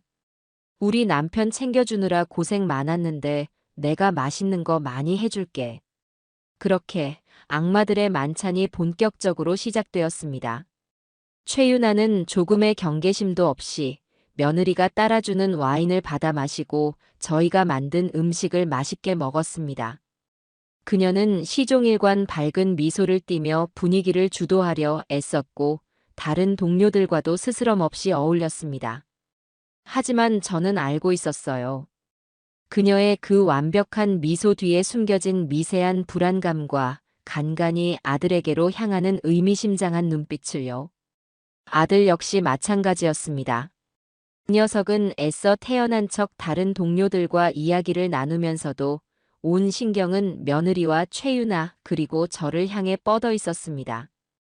이 숨막히는 위선과 거짓의 향연 속에서 오직 저와 며느리만이 완벽한 평정심을 유지하고 있었습니다. 우리는 서로 눈빛만으로 모든 것을 이야기하며 조용히 심판의 시간을 기다리고 있었습니다. 얼마나 시간이 흘렀을까. 파티의 분위기가 최고조에 달하고 모두가 기분 좋게 취기가 오르기 시작했을 무렵 며느리가 기다렸다는 듯이 자리에서 일어났습니다. 그리고는 손뼉을 짝짝 하고 치며 모두의 이목을 집중시켰습니다. 자자 여러분, 조용. 제가 오늘 이 자리를 빛내주신 여러분과 그리고 사랑하는 제 남편을 위해 작은 깜짝 선물을 하나 준비했어요. 모두의 시선이 며느리에게로 쏠렸습니다. 아들은 무슨 선물? 이라며 어리둥절한 표정을 지었고 최유나 역시 호기심 어린 눈으로 며느리를 바라보았습니다. 며느리는 장난기 가득한 미소를 지으며 손에 든 리모컨으로 거실에 큰 텔레비전을 켰습니다. 제가 출장 간 사이에 우리 남편이 혼자 집을 지키느라 고생이 많았거든요. 그래서 고맙다는 의미로 우리의 행복했던 추억이 담긴 영상을 한번 만들어 봤어요. 다들 재미있게 봐주세요.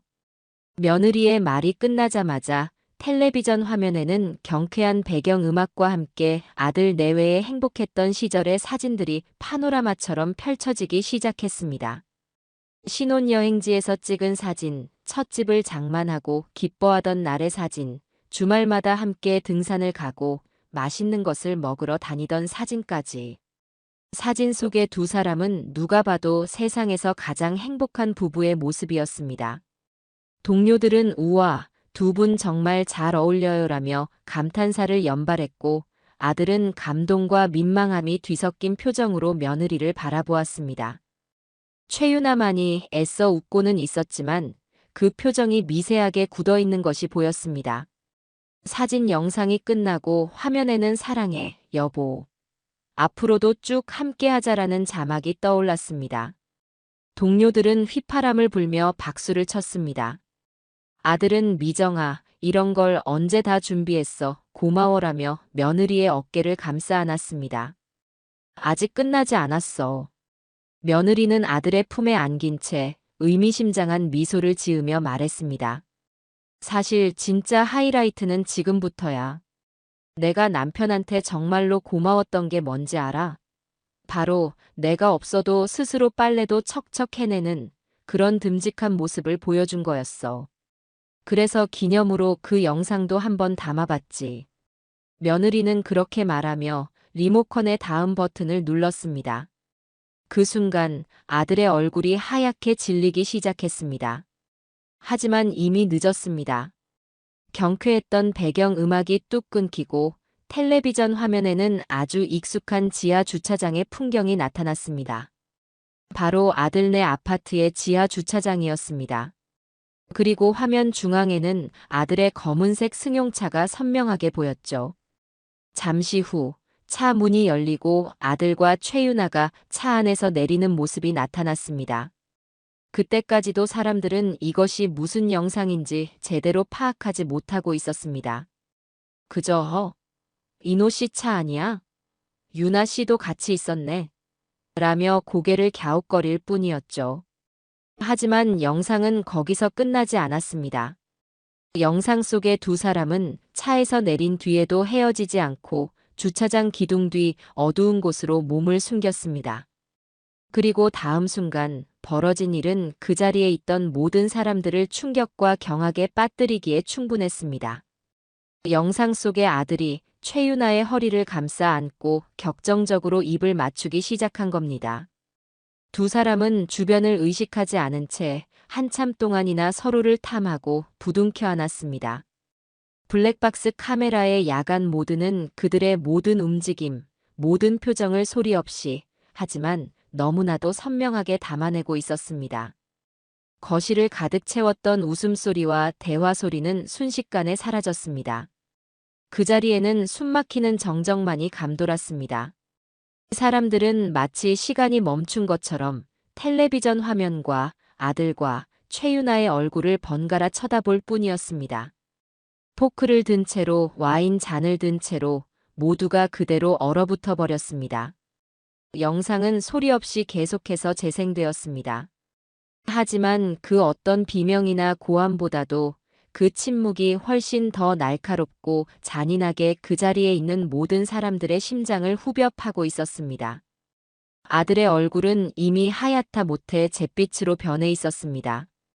온몸을 사시나무처럼 떨며 그저 아, 아 하는 소리 없는 비명만을 내지르고 있었죠. 그리고 최유나.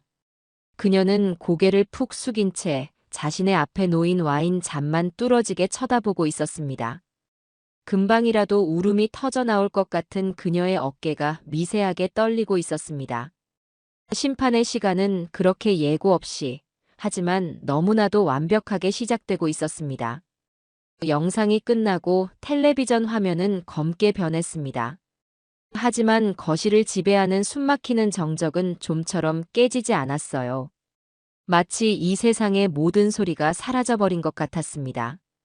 모두가 얼어붙은 채 이 비현실적인 상황을 어떻게 받아들여야 할지 모르는 듯 보였습니다. 그 정적을 가장 먼저 깬 것은 놀랍게도 며느리 미정이었습니다. 며느리는 방금 전까지와는 180도 다른 얼음장처럼 차갑고 냉정한 목소리로 입을 열었습니다. 어머, 영상이 잘못 나왔네. 죄송해요, 여러분. 제가 파일을 잘못 클릭했나 봐요. 며느리는 너무나도 태연하게 말하며 리모컨으로 텔레비전을 꺼버렸습니다. 하지만 그 행동은 오히려 불난 집에 기름을 붓는 격이었습니다. 정신을 차린 동료들이 하나둘 웅성거리기 시작했습니다. 방금 저거 뭐예요? 두 사람, 저 영상에 대해서 설명 좀 해보세요. 모든 시선이 아들과 최유나에게로 향했습니다. 그제야 정신을 차린 아들이 자리에서 벌떡 일어나 미친 사람처럼 소리치기 시작했습니다. 아니야. 저건 사실이 아니야. 누가 나를 모함하려고 저런 걸 조작한 거야. 저건 내가 아니라고. 아들의 목소리는 공포와 분노로 심하게 떨리고 있었습니다. 최유나 역시 고개를 들고 눈물 범벅이 된 얼굴로 변명을 늘어놓기 시작했어요. 맞아요. 저건 저희가 아니에요. 누가 저희를 음해하려고. 이건 명백한 명예훼손이에요. 경찰에 신고할 거예요. 두 사람의 필사적인 부정은 하지만 그 자리에 있는 그 누구에게도 설득력 있게 들리지 않았습니다. 오히려 그들의 격한 반응이 영상 속의 인물이 바로 자신들임을 인정하는 꼴이 되고 말았죠. 동료들은 이제 의심이 아닌 경멸과 혐오가 가득 담긴 눈빛으로 두 사람을 쳐다보기 시작했습니다. 조작이라고요? 저렇게 선명한 영상을 어떻게 조작한다는 거죠? 두 사람, 정말 실망입니다. 미정 씨한테 어떻게 이럴 수가 있어요? 분위기가 걷잡을 수 없이 험악해지려던 바로 그 순간이었습니다. 지금까지 조용히 모든 것을 지켜보고만 있던 제가 천천히 자리에서 일어났습니다. 저는 파티를 시작하기 전 거실 한쪽에 고이 모셔두었던 예쁘게 포장된 선물 상자를 들고 최유나의 앞으로 다가갔습니다. 제 예상치 못한 행동에 소란스럽던 거실이 다시 한번 조용해졌습니다. 저는 최유나의 눈을 똑바로 쳐다보며 세상에서 가장 인자하고 온화한 미소를 지어 보였습니다. 유나 아가씨라고 했나? 내가 아가씨를 위해 작은 선물을 하나 준비했어요. 최유나는 영문을 모르겠다는 표정으로 저를 올려다보았습니다. 저는 그녀의 앞에 선물 상자를 내려놓고 천천히 상자의 리본을 풀기 시작했습니다. 모두의 시선이 제 손끝에 집중되었습니다.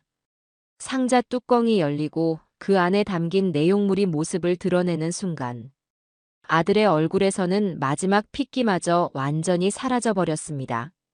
상자 안에는 제가 며칠 전 깨끗하게 세탁해서 아주 정성스럽게 개켜놓은 바로 그 검은색 레이스 속옷이 곱게 담겨 있었습니다.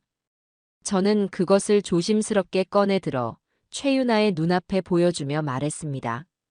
아가씨, 지난번에 우리 집에 이거 놓고 갔더라. 혹시나 찾을까봐 내가 깨끗하게 빨아서 보관하고 있었어. 이제라도 주인 찾아가야지. 자, 여기.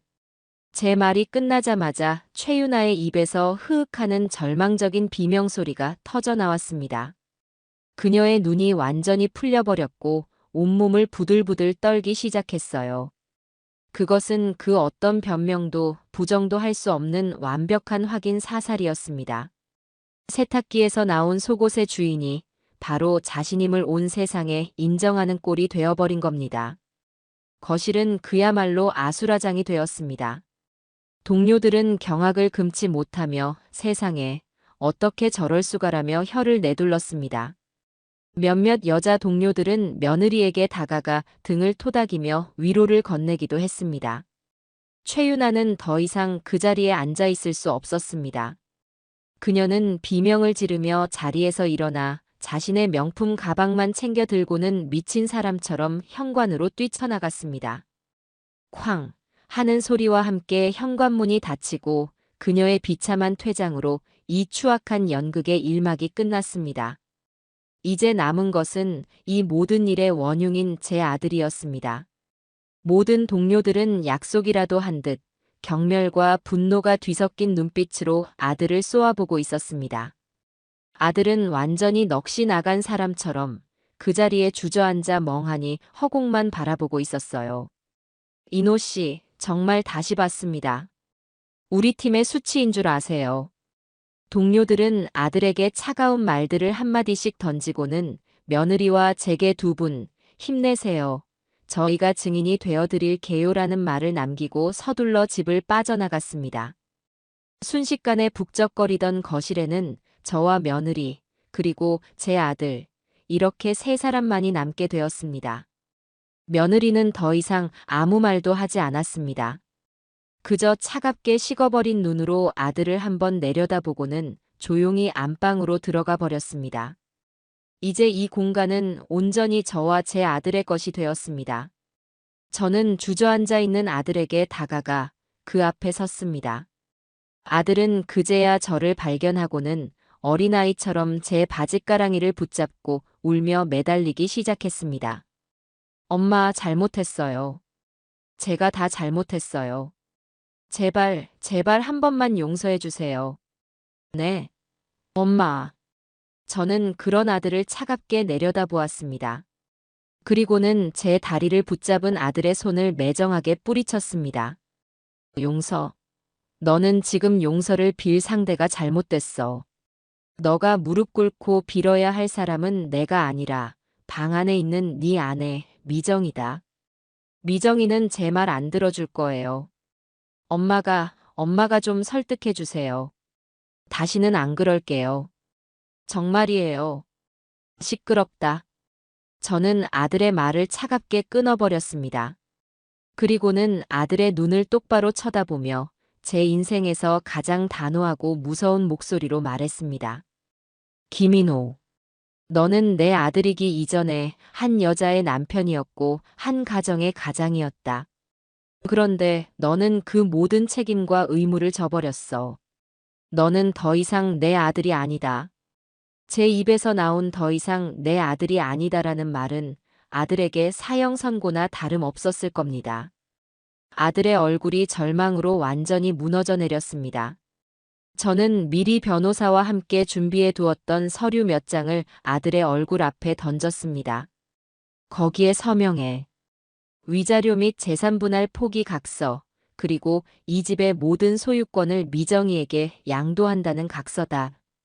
네가 저지른 죗값에 비하면 이건 아무것도 아니야. 만약 서명하지 않으면 나는 오늘 이 자리에 있었던 모든 사람들의 증언과 증거들을 가지고 네 회사와 네 주변 모든 사람들에게 이 사실을 알릴 거다. 선택은 너가 해라. 아들은 바닥에 떨어진 서류들을 보며 한참 동안 망설였습니다. 하지만 이내 모든 것을 포기한 듯 떨리는 손으로 펜을 집어들었습니다. 그리고는 한자 한자 자신의 모든 것을 내려놓는 서명을 하기 시작했습니다. 모든 서명이 끝나고 저는 그 서류들을 챙겨들고 자리에서 일어났습니다. 그리고 마지막으로 바닥에 주저앉아 넋을 놓고 있는 아들에게 말했습니다. 30분 주겠다. 네 물건들 챙겨서 이 집에서 당장 나가. 그리고 다시는 내 눈앞에도 미정이 눈앞에도 나타나지 마라. 저는 그 말을 끝으로 미련 없이 아들에게 등을 돌렸습니다. 제 아들의 완벽한 몰락은 그렇게 제 손으로 직접 마침표를 찍게 되었습니다. 아들이 짐을 챙겨 집을 떠난 후 집 안에는 깊고 무거운 침묵이 내려앉았습니다. 며느리는 안방에서 한 발짝도 나오지 않았고 저는 엉망이 된 거실을 묵묵히 치우기 시작했습니다. 화려했던 음식들은 차갑게 식어 있었고 바닥에는 깨진 와인 잔 조각들이 널브러져 있었습니다. 마치 거대한 폭풍이 휩쓸고 지나간 폐허와도 같은 모습이었죠. 그 모든 것을 치우는 동안 저는 단 한 방울의 눈물도 흘리지 않았습니다. 슬픔이나 연민 같은 감정은 이미 오래전에 메말라 버린 듯 했습니다. 제 마음속에는 오직 모든 것을 제자리로 돌려놓았다는 차가운 안도감만이 남아있을 뿐이었습니다. 다음 날, 저와 며느리는 변호사 사무실을 다시 찾아가 아들에게 받아낸 각서들을 제출했습니다. 변호사는 저희가 해낸 일에 놀라움을 표하며 이제 남은 법적 절차는 아주 순조롭게 진행될 것이라고 말해주었습니다. 그녀의 말대로 이혼은 일사천리로 진행되었습니다. 아들은 변호사를 통해 단 한 번의 반론도 제기하지 않고 저희의 모든 요구를 받아들였습니다. 아마도 더 이상의 추락을 막기 위한 마지막 발악이었을 겁니다. 몇 주 후 저희는 법원에서 마지막 서류에 도장을 찍었습니다. 법원 건물을 나서는 순간 며느리의 얼굴에는 그늘 한 점 없었습니다. 오히려 오랜 시간 자신을 짓누르던 무거운 짐을 벗어 던진 사람처럼 그 어느 때보다도 자유롭고 평온해 보였어요. 며느리는 저를 보며 아주 오랜만에 환하게 웃었습니다. 엄마, 다 끝났어요. 그래, 우리 딸. 이제 다 끝났다. 고생 많았어. 저는 그런 며느리의 손을 꼭 잡아주었습니다. 그날 저희는 고급 레스토랑에 가서 아주 비싸고 맛있는 음식을 시켜놓고 둘만의 조촐한 축하 파티를 열었습니다. 와인 잔을 부딪히며 저희는 지나간 과거가 아닌 앞으로 다가올 새로운 날들에 대해 이야기했습니다. 그 후 예상했던 대로 아들과 최윤아에 대한 소문은 회사 전체에 일파만파 퍼져나갔습니다.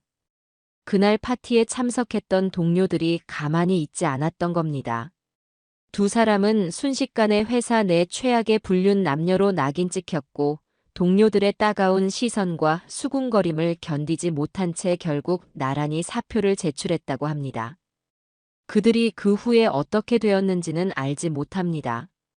아니, 알고 싶지도 않았습니다. 그들은 이미 저희의 인생에서 완전히 지워진 존재들이었으니까요. 모든 법적 절차가 마무리되고 집의 소유권도 완전히 며느리의 명의로 이전되었습니다. 하지만 며느리는 그 집에 더 이상 살고 싶어 하지 않았어요. 그곳에 깃든 아픈 기억들을 모두 지워버리고 싶다면서요. 저희는 그 집을 처분하고 그 돈으로 각자 새로운 보금자리를 마련하기로 했습니다. 며칠 후 저는 며느리가 새로 얻은 아담한 오피스텔에 초대받았습니다. 이전 집보다 크기는 작았지만 창문으로 따스한 햇살이 가득 들어오는 아주 밝고 아늑한 공간이었어요. 며느리는 이제 더 이상 제 전 며느리가 아니었습니다. 저는 그 아이를 제 딸로, 며느리는 저를 제 엄마로 부르기로 약속했습니다. 엄마, 어서 와요. 내가 맛있는 거 해놨어. 제 딸이 된 미정이는 예전보다 훨씬 더 밝고 활기찬 모습으로 저를 맞이했습니다. 우리는 직접 만든 소박한 음식을 차려놓고 거실 바닥에 마주 앉아 늦은 점심을 먹었습니다. 엄마, 정말 고마워요. 엄마가 아니었다면 저는 아직도 그 지옥 같은 현실을 모른 채 바보처럼 살고 있었을 거예요. 제 인생을 구해주신 거예요. 미정이는 제 손을 잡으며 진심이 담긴 눈으로 말했습니다. 저는 그런 딸의 손을 마주 잡으며 웃으며 대답했습니다. 아니야. 너는 누가 구해주지 않았어도 언젠가는 스스로 그 지옥에서 걸어 나올 만큼 강한 아이야. 나는 그저 네가 조금 더 빨리 나올 수 있도록 등을 살짝 밀어준 것뿐이란다. 우리는 서로를 보며 한참 동안 웃었습니다. 그 웃음소리가 햇살 가득한 집 안을 따뜻하게 채웠습니다. 그날 이후 저희의 삶은 이전과는 비교할 수 없을 만큼 평화롭고 행복해졌습니다. 저희는 주말마다 함께 맛있는 것을 먹으러 다니고 가까운 곳으로 여행을 떠나기도 했습니다. 때로는 쇼핑을 하거나 영화를 보며 평범한 모녀들처럼 소소한 일상을 함께 나누었죠. 가끔, 아주 가끔 아들에게서 연락이 오기도 했습니다.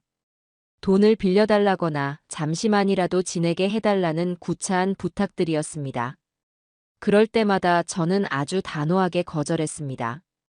그것이 제가 그 녀석에게 해줄 수 있는 마지막 가르침이라고 생각했기 때문입니다. 자신이 저지른 잘못의 무게를 온전히 자신의 두 어깨로 감당하며 살아가는 법을 배워야만 했습니다. 어느 화창한 가을날, 저와 딸은 함께 공원 벤치에 앉아 곱게 물든 단풍을 구경하고 있었습니다. 딸은 제 어깨에 머리를 기댄 채 나지막이 말했습니다. 엄마, 저 다시 시작해보려고요. 좋은 사람이 생겼어요. 저는 놀라서 딸의 얼굴을 쳐다보았습니다. 딸의 얼굴에는 수줍으면서도 행복한 미소가 가득했습니다. 저는 아무 말 없이 그저 딸의 등을 꼭 끌어안아 주었습니다. 제 딸은 그 끔찍했던 상처를 스스로 이겨내고 다시 한번 행복해질 용기를 낸 것이었습니다. 저는 하늘을 올려다보았습니다. 눈부시게 푸른 가을 하늘이 마치 저희의 새로운 시작을 축복해주는 것만 같았어요. 저는 그 순간 깨달았습니다. 진정한 가족이란 핏줄이라는 이름으로 묶인 관계가 아니라 서로의 아픔을 보듬어주고 가장 힘든 순간에 기꺼이 손을 내밀어주는 것이라는 것을요. 저는 어리석은 아들 하나를 잃었습니다. 하지만 그 대신 세상 무엇과도 바꿀 수 없는 소중한 딸을 얻었습니다. 그리고 제 딸과 함께 만들어갈 앞으로의 날들이 더없이 행복하고 찬란할 것이라는 것을 저는 굳게 믿어 의심치 않습니다.